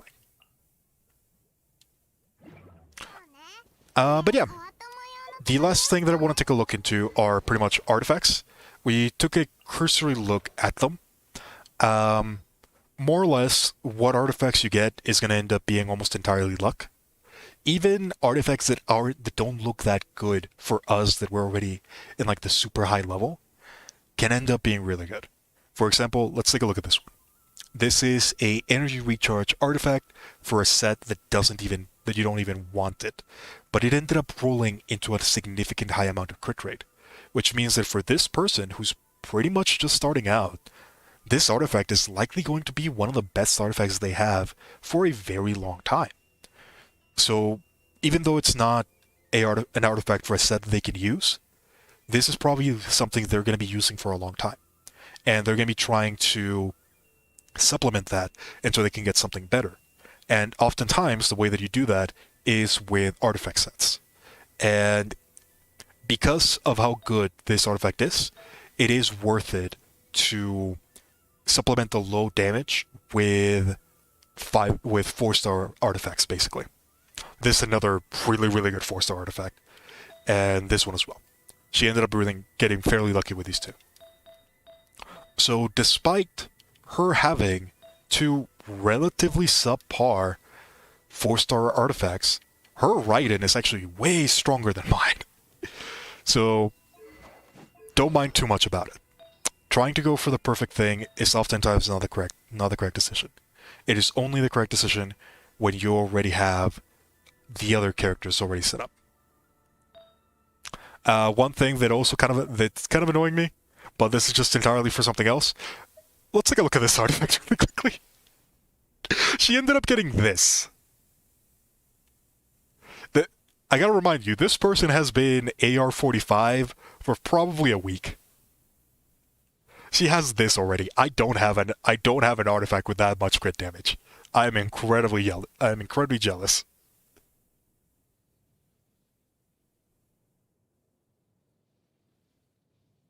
You'd rather see a electro-resonance change? I would like to see an electro-resonance change. I don't know what they would do. There's a couple things that we can do for electro-resonance changes.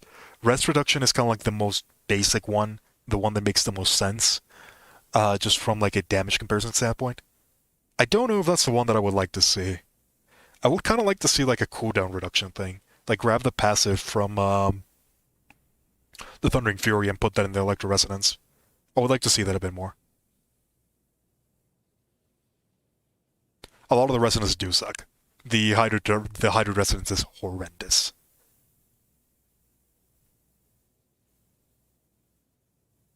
Yeah, that is one of the weird things about Bido, that you don't have to deal damage for the burst to proc. You only have to activate the animation, and that's what makes it very weird, because the Shogun works with Fischl, and she also works with Xingqiu, so it doesn't really make much sense that it doesn't work with Bido.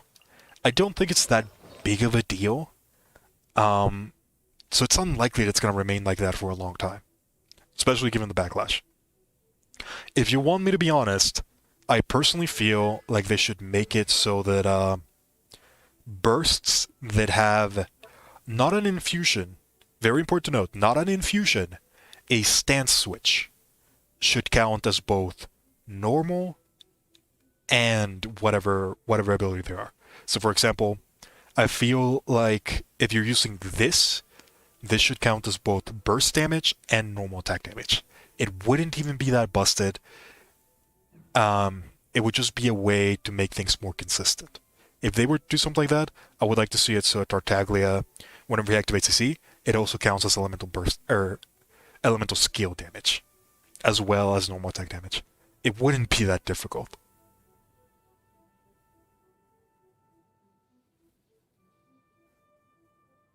That is another thing that annoys me a lot about this particular ability, Baleful Omen, and it also happens with Albedo. I don't know why is it that when you hit a shield, they don't proc. I feel like they should. I don't think that's a valid balancing mechanic. I feel like that's more of just an annoyance than anything else.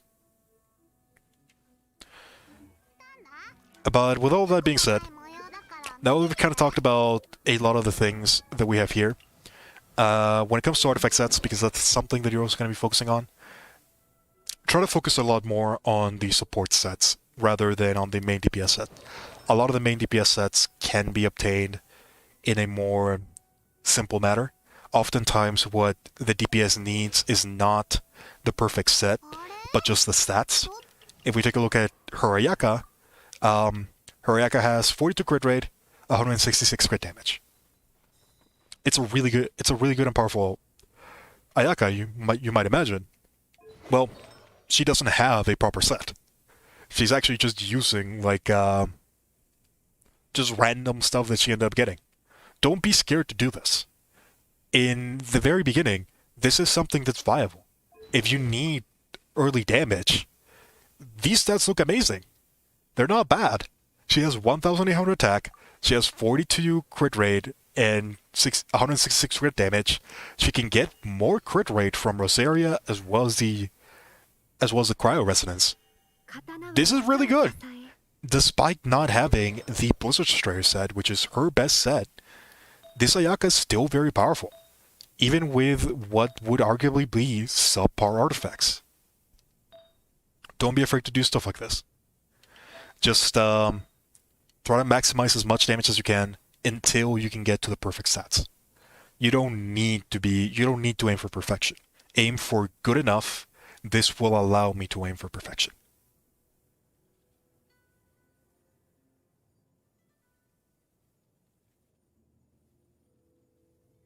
The emblem, yeah, that's actually the set that they're farming for.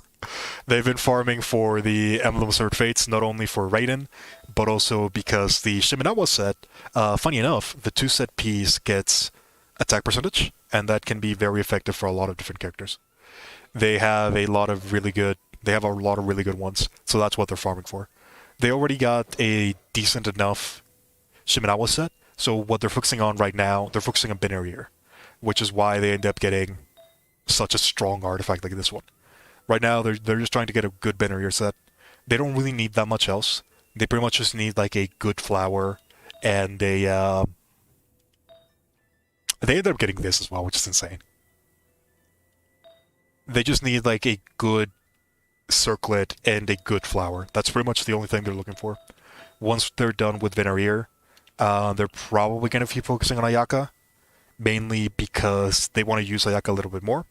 And doing that will also give them a set for Xingqiu.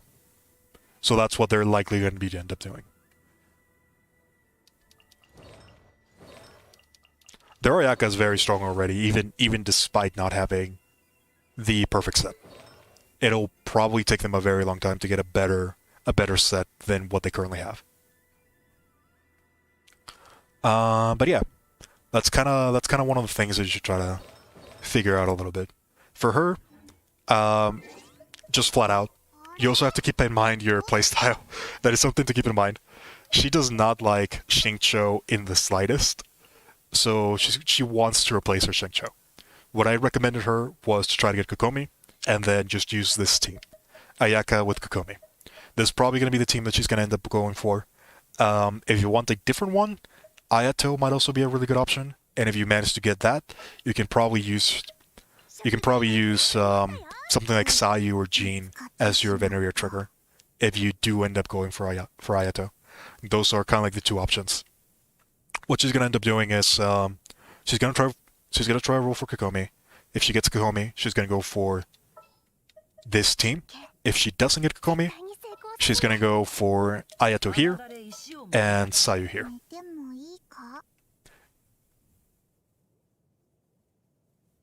What hurts the most watching are the 4-star artifacts. Yeah, pretty much. I mean, they're 4-star artifacts, but they can still do the job. That's the important part. Can you accomplish the job that you need? Yes or no? If the job is yes, it doesn't matter if you're a 4-star. Even then, take a look at some of these 4-stars. They have like really good stats. It's kind of crazy in all honesty.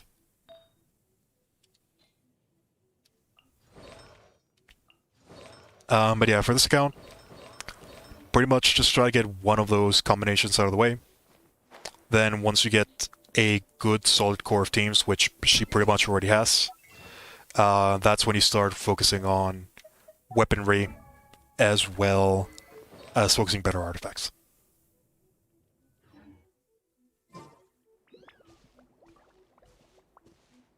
But with all of that being said, with what this account has, we are going to be trying to do something very dumb. We are going to be trying to do Abyss.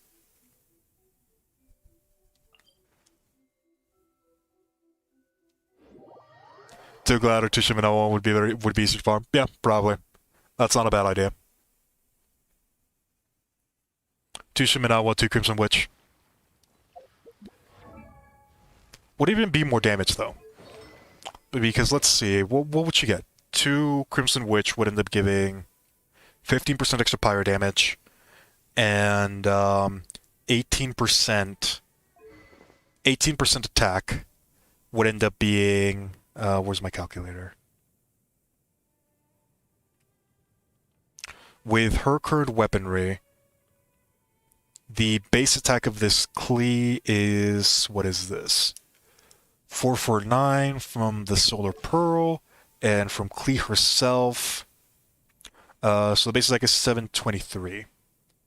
So at 723, the attack damage bonus would end up being...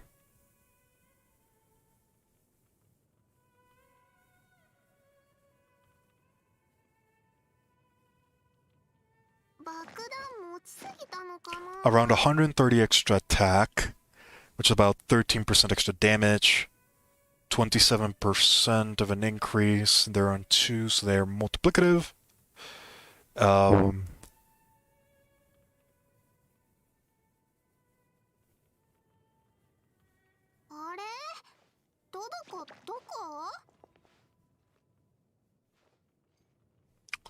So that would end up being around the 21% damage increase, but that applies to everything. So yeah, that would end up being better. Not by much, though. Honestly, not by a lot. It would be like a, what is this, 2% damage increase? 3%? Which is still noticeable, but really, considering how hard it's gonna be, I don't even know if it's worth the investment.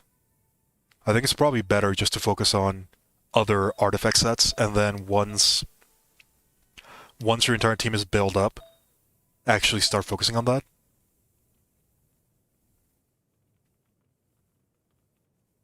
Since she's gonna be building for this anyways, I feel like she can just keep on going for Shiminawas until she gets something reasonable. It looks like she already has some pretty good pieces that can actually be reasonable.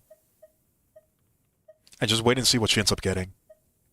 Honestly, I don't think this is that bad. The damage difference wouldn't be that different. Heck, with the elemental mastery from this, and considering this is an overloaded team, this might actually end up being better.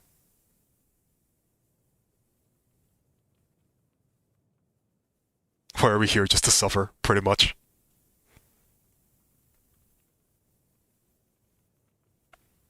Honestly, I feel like this Klee is good enough as it is. They don't really need to focus too much on it. The damage is already at a fairly fair point. You do want to focus on her eventually, just not right now.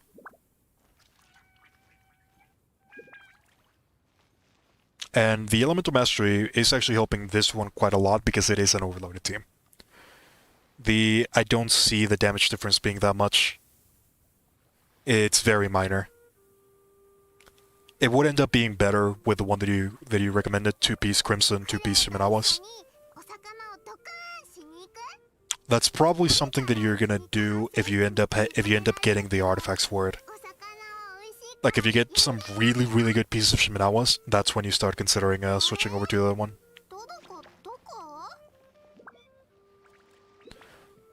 Honestly, I wouldn't recommend trying to go for this one in particular, but she got like insanely lucky. Like, let's be real here. She has a flower that has both crit rate and crit damage. She has this abomination, which is crazy. And she even ended up getting a really good 4-star for the particular set with crit rate and crit damage and elemental mastery. The only real thing that you want to change here is probably the pyro damage goblet, and that's not really farmable in any way. So it's just until you get a better one than this one. Which this definitely isn't.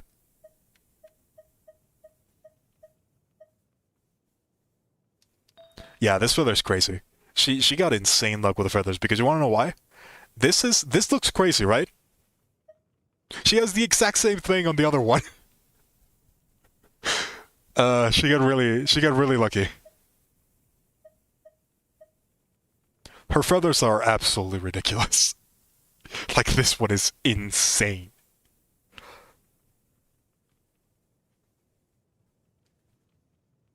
It's really funny as well because it's on a character that doesn't take advantage of it.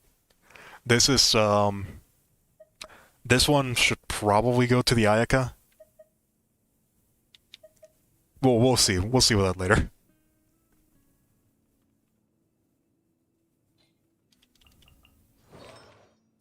I just don't think she has a another one built up. So yeah, she probably needs to do a little bit more Venereer farming. I also don't think her Ayaka has enough crit rate to justify the switch just yet. It would end up being lower damage.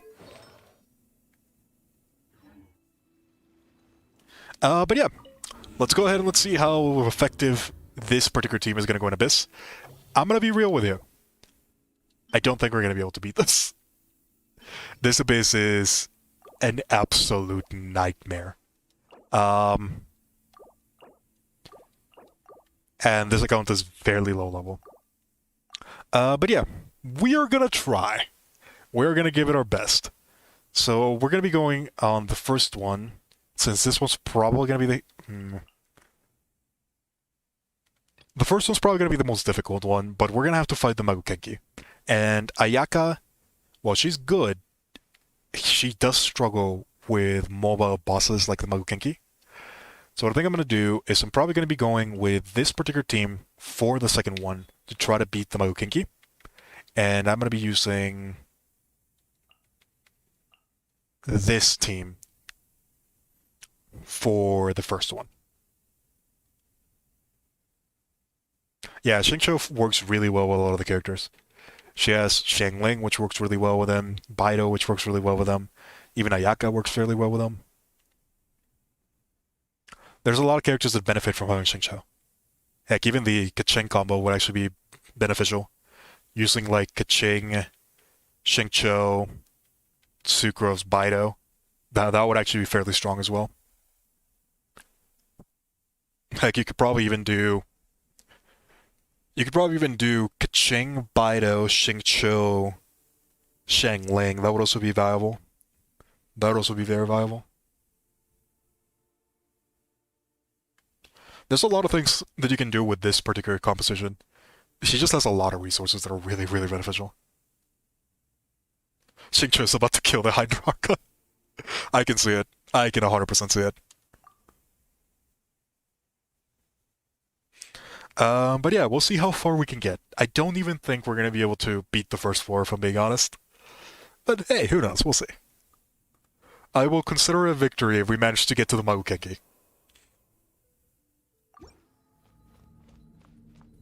Now, the good thing is that the nerfs have already arrived, so one of the things that we can probably try to do is that we can try to get a benefit from this one. Unfortunately, it seems like I missed one of them, which sucks.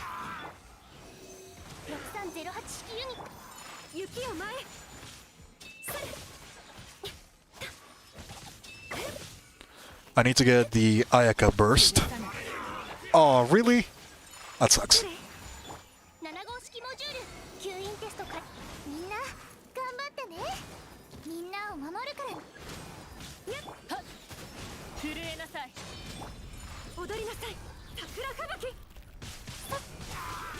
Alright, that was a pretty good one.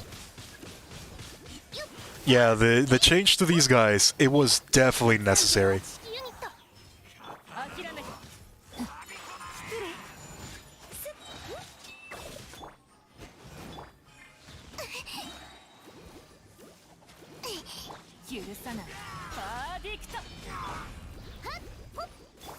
安全距離確認。神里流透明。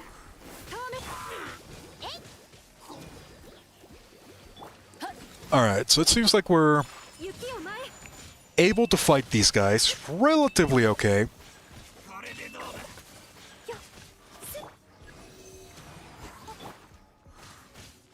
Elemental low tide. What I'm gonna do is I'm probably gonna keep this guy alive. I'm gonna take this time to just heal up the team a little bit. And then elemental high tide, there we go. Oh, really? That sucks. I wanted to apply the Venereer set on them. But the thing procced as I was trying to do that. Let's try to get them closer to his side. See if we can get them away from it. This should be far enough away, right? What happened there?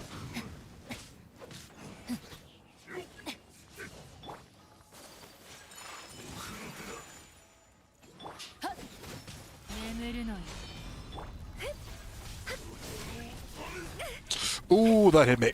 準備できたかな。 This is 守るからね。 not looking good. 行くよ。ふっと。ほっ安全距離。踊りなさい。え。取った。よっ。え。 The most difficult part here is that I have to make sure that I can kill both of them at the same time. And it looks like I've damaged the Electro one a bit more than the Pyro one. 無双の風。シミュレーター。 Oh, wow, that... これの yeah. 曲みたい。 I don't know if we're gonna be able to do this one. ミュージックスタート。許さない。 Yeah, we're gonna have to reset this one. Unfortunately here, a lot of the unfortunate part is that these guys just do way too much damage. And the energy regen, the elemental high tide and the elemental low tide, they're not letting me get my 安全距離。 energy when I need it. So I have to kind of just like run around for a very long time till I can get what I need. 神里流透明。 It also doesn't help that this is a frozen team and the Electro keeps on destroying the freeze.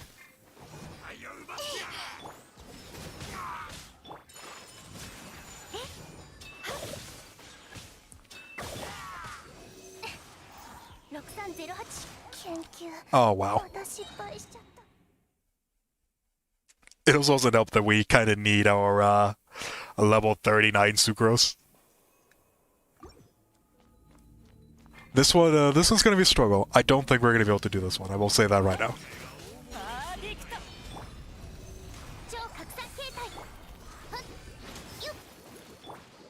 踊りなさい。桜吹雪。 Well, that was unfortunate. 諦めた。安全距離確認。震えなさい。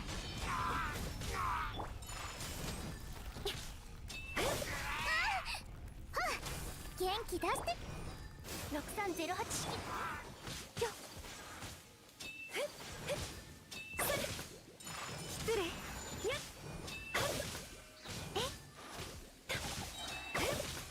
神里流透滅。と。痛い。無双の風。パーディクト。 Oh boy, this one's fairly difficult. 雪を前。 I need to make sure that I keep an eye out on the high tide because this is pretty much the only time where we're gonna be doing damage. みんなを守るからね。取った。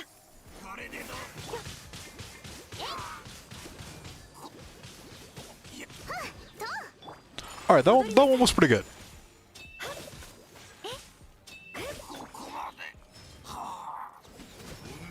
眠るのよ。 失礼。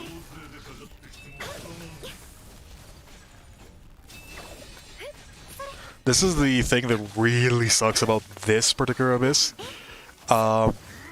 Pretty much almost every single strategy that you can come up with gets countered in one way or another by the by the current floor that we have right here. 7号式魔術神里流透明えいとバーバラえい安全距離確認諦めて踊りなさい Ah, god damn it. I am not a fan of the high tide and low tide mechanic. I would be okay with that not appearing ever again. 雪を前へそれよ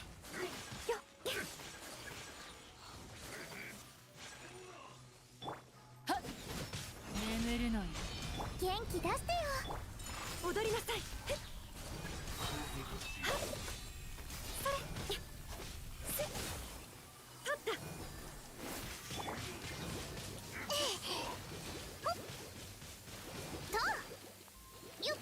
諦めて雪を前へやっ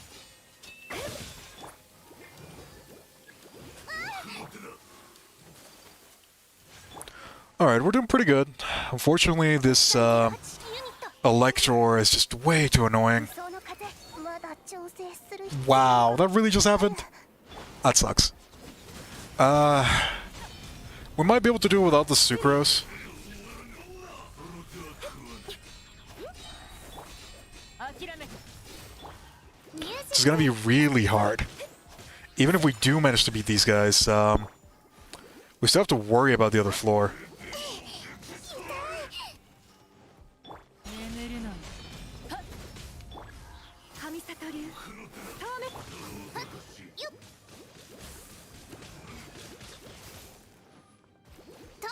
This one might be a lost cause. Still gonna try it though. 踊りなさい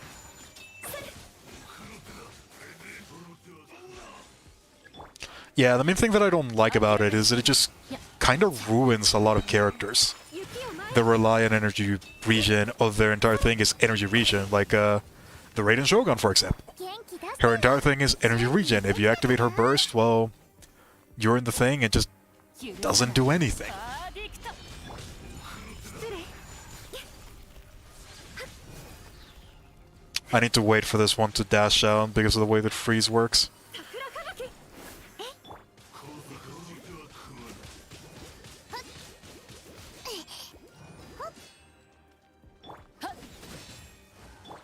踊りなさいそれ無礼者 諦めて God, it's so... 眠るのよ These guys are so annoying.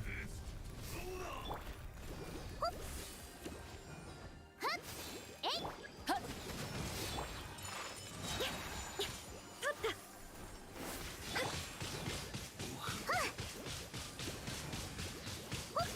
Alright, we're doing pretty good. We're doing pretty good. One more and that should be enough. We only have like 4 minutes remaining though. 失礼 Oh no! Well, that's it. Can I... Come on. Okay. We managed to do that one. But we have like 4 minutes. I don't think we're gonna get it.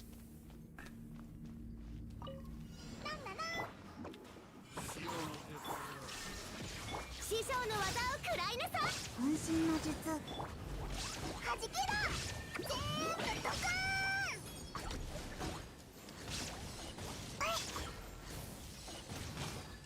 やいは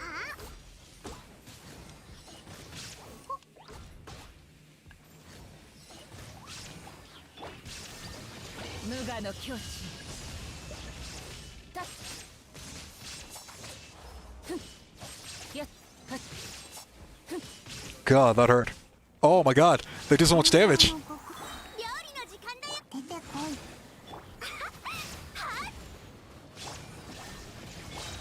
ボンボン爆弾火力全開えへ We're doing pretty good against these guys, and we do have a lot of healing because of Sayu.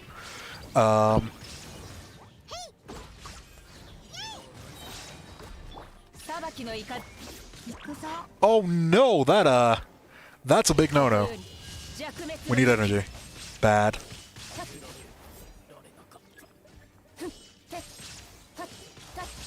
分身の術風向きにした師匠の技を食らいなさいあつあつよいしょ特攻花火へいやっ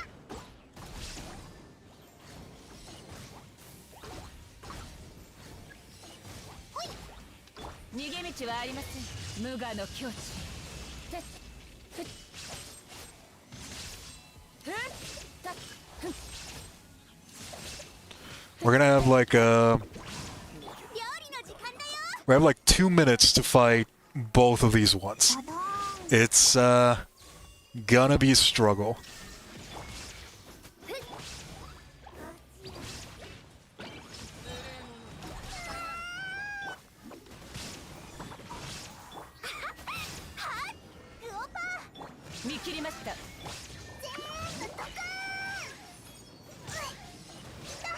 Oh, come on, really? Oh no. はまらないぞ分身の術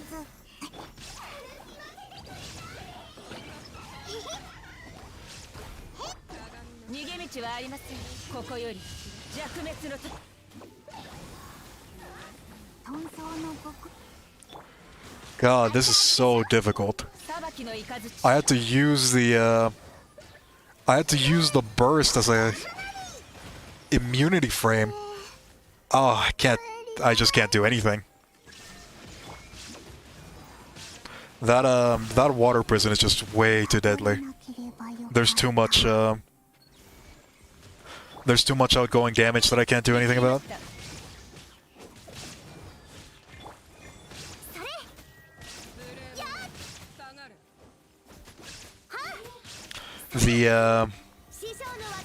The flies are way too powerful. They're doing like 3,000 damage every hit, and I can't avoid it. 無我の境地。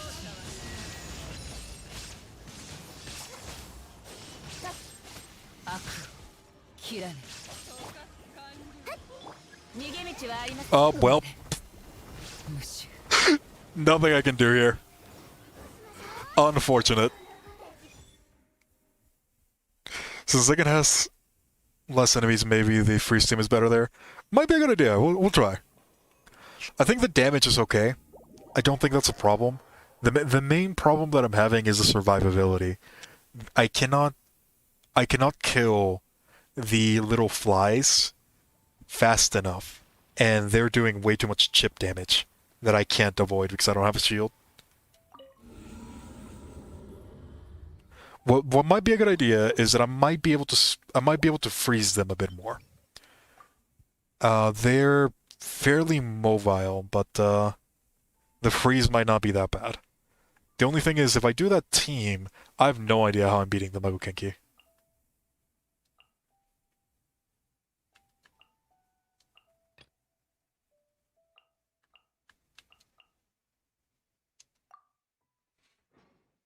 You're suffering, moving my substance. That's fair.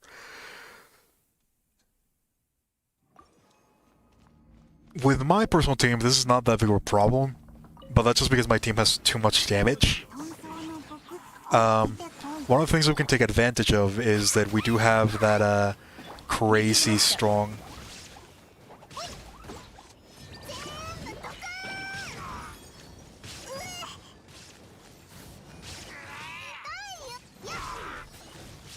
God, they have way too much knockback on their thing. ドドーン裁きの雷。稲光。すなわち永遠なり。そこ。やっはっ熱々でしょ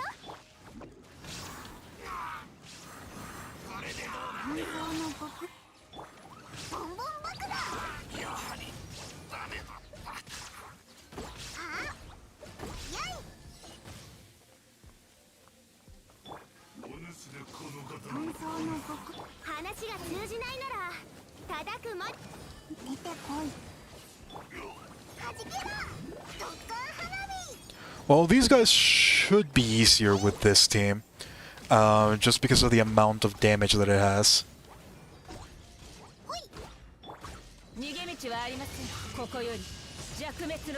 Oh wow. They were really out of range for that one. That sucks. 裁きの雷熱々でし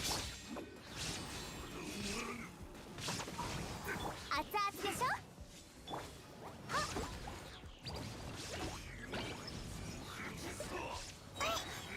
師匠の技を食らいなさ。渾身の術火力全開。ボンボン爆弾。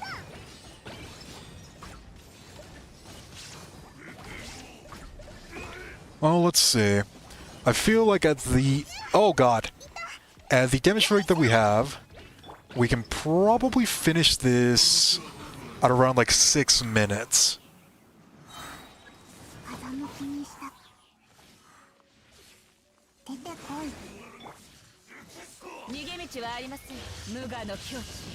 One of the main problems that I have with a lot of the Inazuma enemies is they're way too mobile.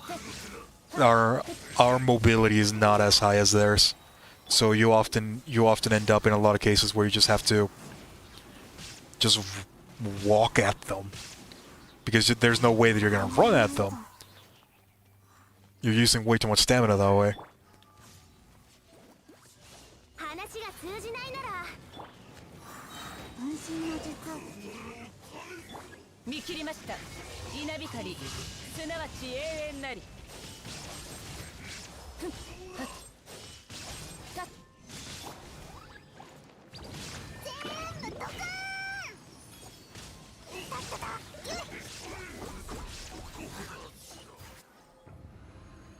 Yeah, they're way too mobile. Does Raiden's defense get boosted? I don't believe that defense gets boosted, it's just her stagger resistance is like, you don't get staggered.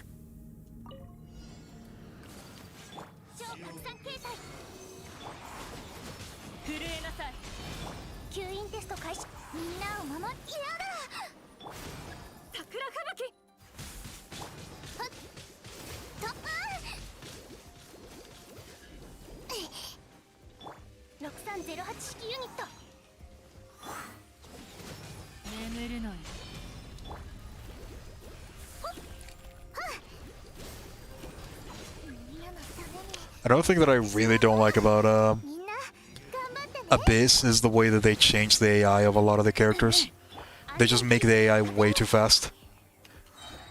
They have no delay in their abilities.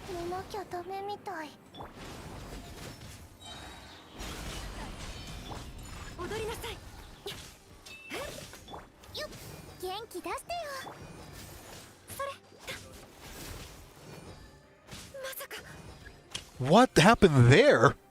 I got attacked while they were frozen.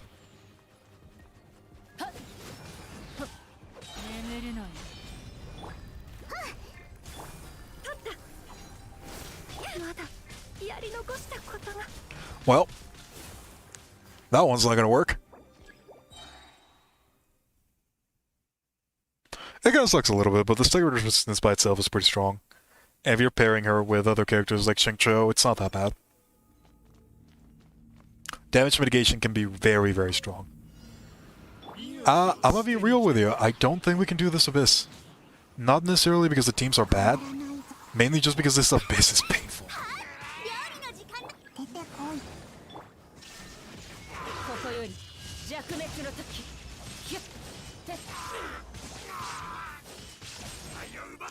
I feel like this particular team would probably be able to finish every single Abyss except this one.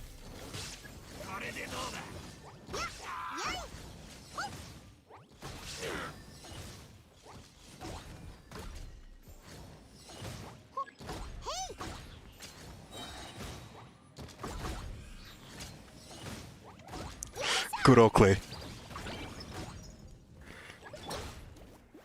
Let's just do this.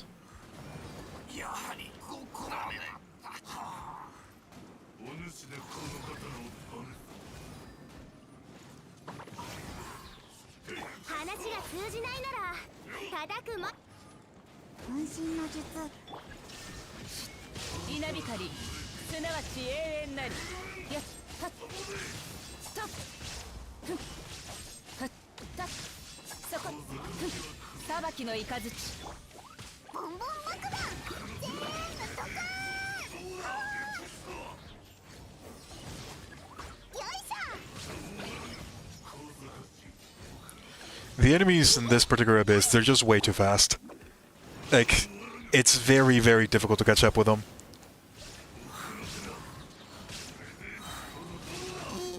And even the slightest mistake makes that happen.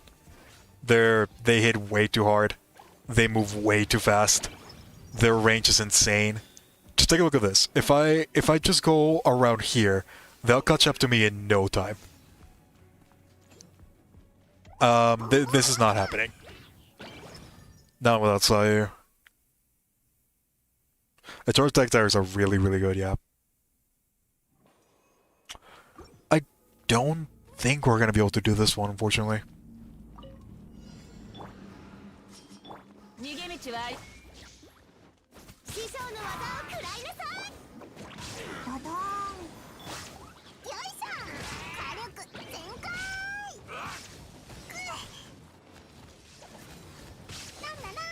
Another thing that really, really sucks is that a lot of these enemies that I have right here, their stagger rate is insane. Like, every single one of their abilities sends you flying if you're not careful.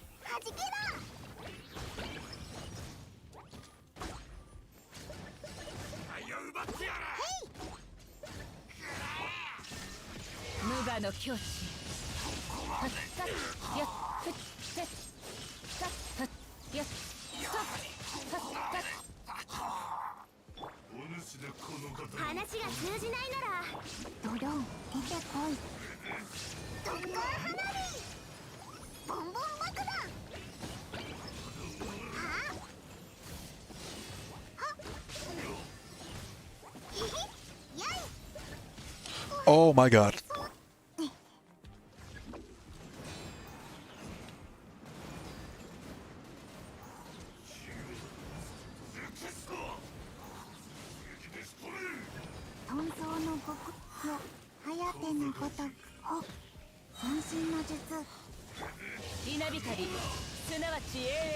I messed that up. That's fine.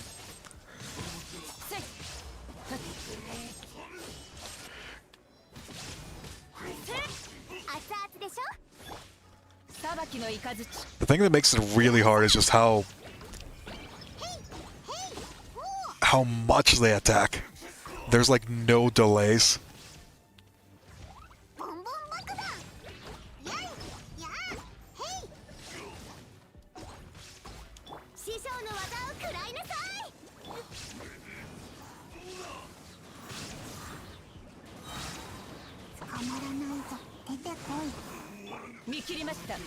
I'm having to use my immunity frames really carefully.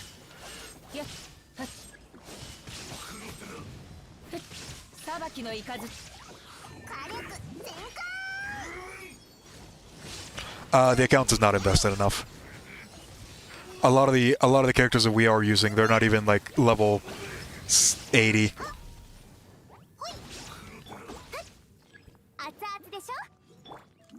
I also think we messed it up.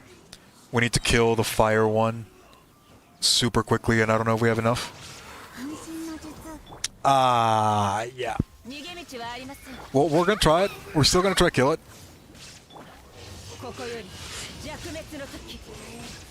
I don't know if we're gonna have enough time for,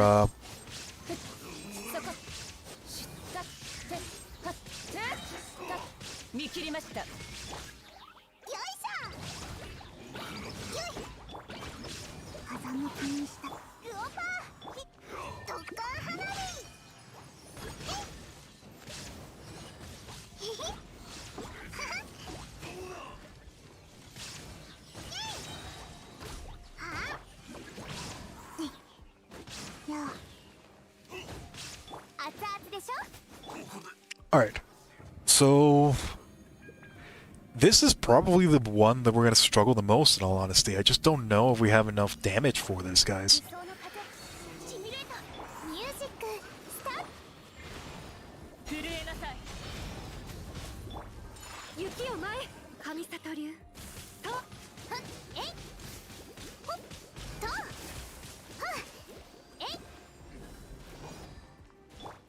さない眠るの準備できたかな。はっ 諦めて These guys just do way too much damage. 安全距離確認。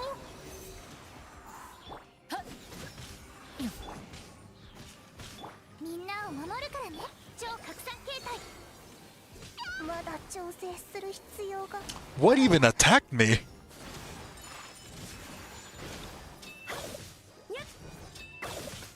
震えなさい諦めて We can probably do without Sucrose. If we lose Ayaka, that's game.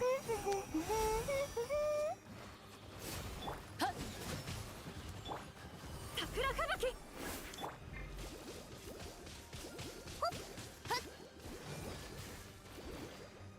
元気出してよ。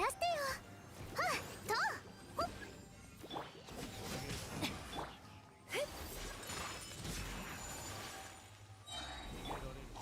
眠るのよと。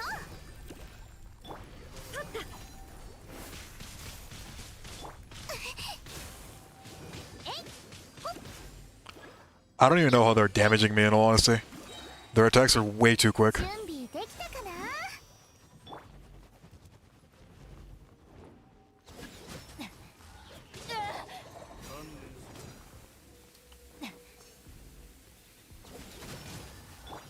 雪を前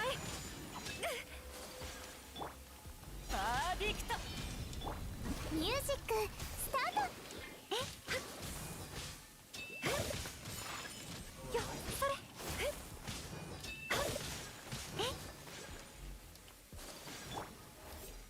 諦めてみんな頑張ってね。震えなさい The struggle is very, very real. タップしたいです Wow. Wow. That sucks. Yeah, I don't think this one's doable. 眠るのよ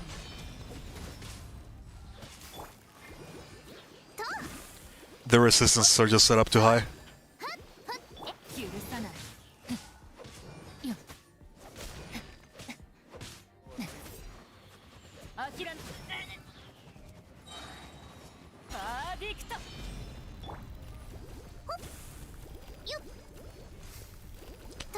Alas, できたかな。 if it seems like this floor will beat us, I don't think there's any way that we can do this in an easier fashion. Maybe if we had more healing from the Barbara, that might be a way that we could probably do it. 許さない But with the current amount of investment, it's just too difficult. There's too much chip damage that I can't account for. Really, the thing that's killing us right here is it's just the thunder proc. That's pretty much ruining our frozen composition, and that's making it so that we can't keep our characters alive. よくないわ Well, that sucks.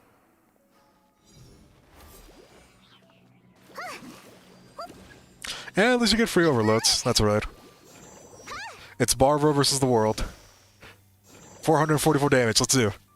We got Electro Charge. 91. Let's go. Alright. This is pretty much a no-go. Unfortunately, we were not able to beat at least the Floor of Abyss. But we did really, really well, considering this is probably one of the hardest abysses that we have had in a very, very long time. We might try to do something similar to this in a different time with a different account. We'll see how it goes. Might try this for next week. But anywho, I think this is pretty much where I'm going to be ending the stream. If you enjoyed, thank you very much for watching. And I will see you next time. Portals!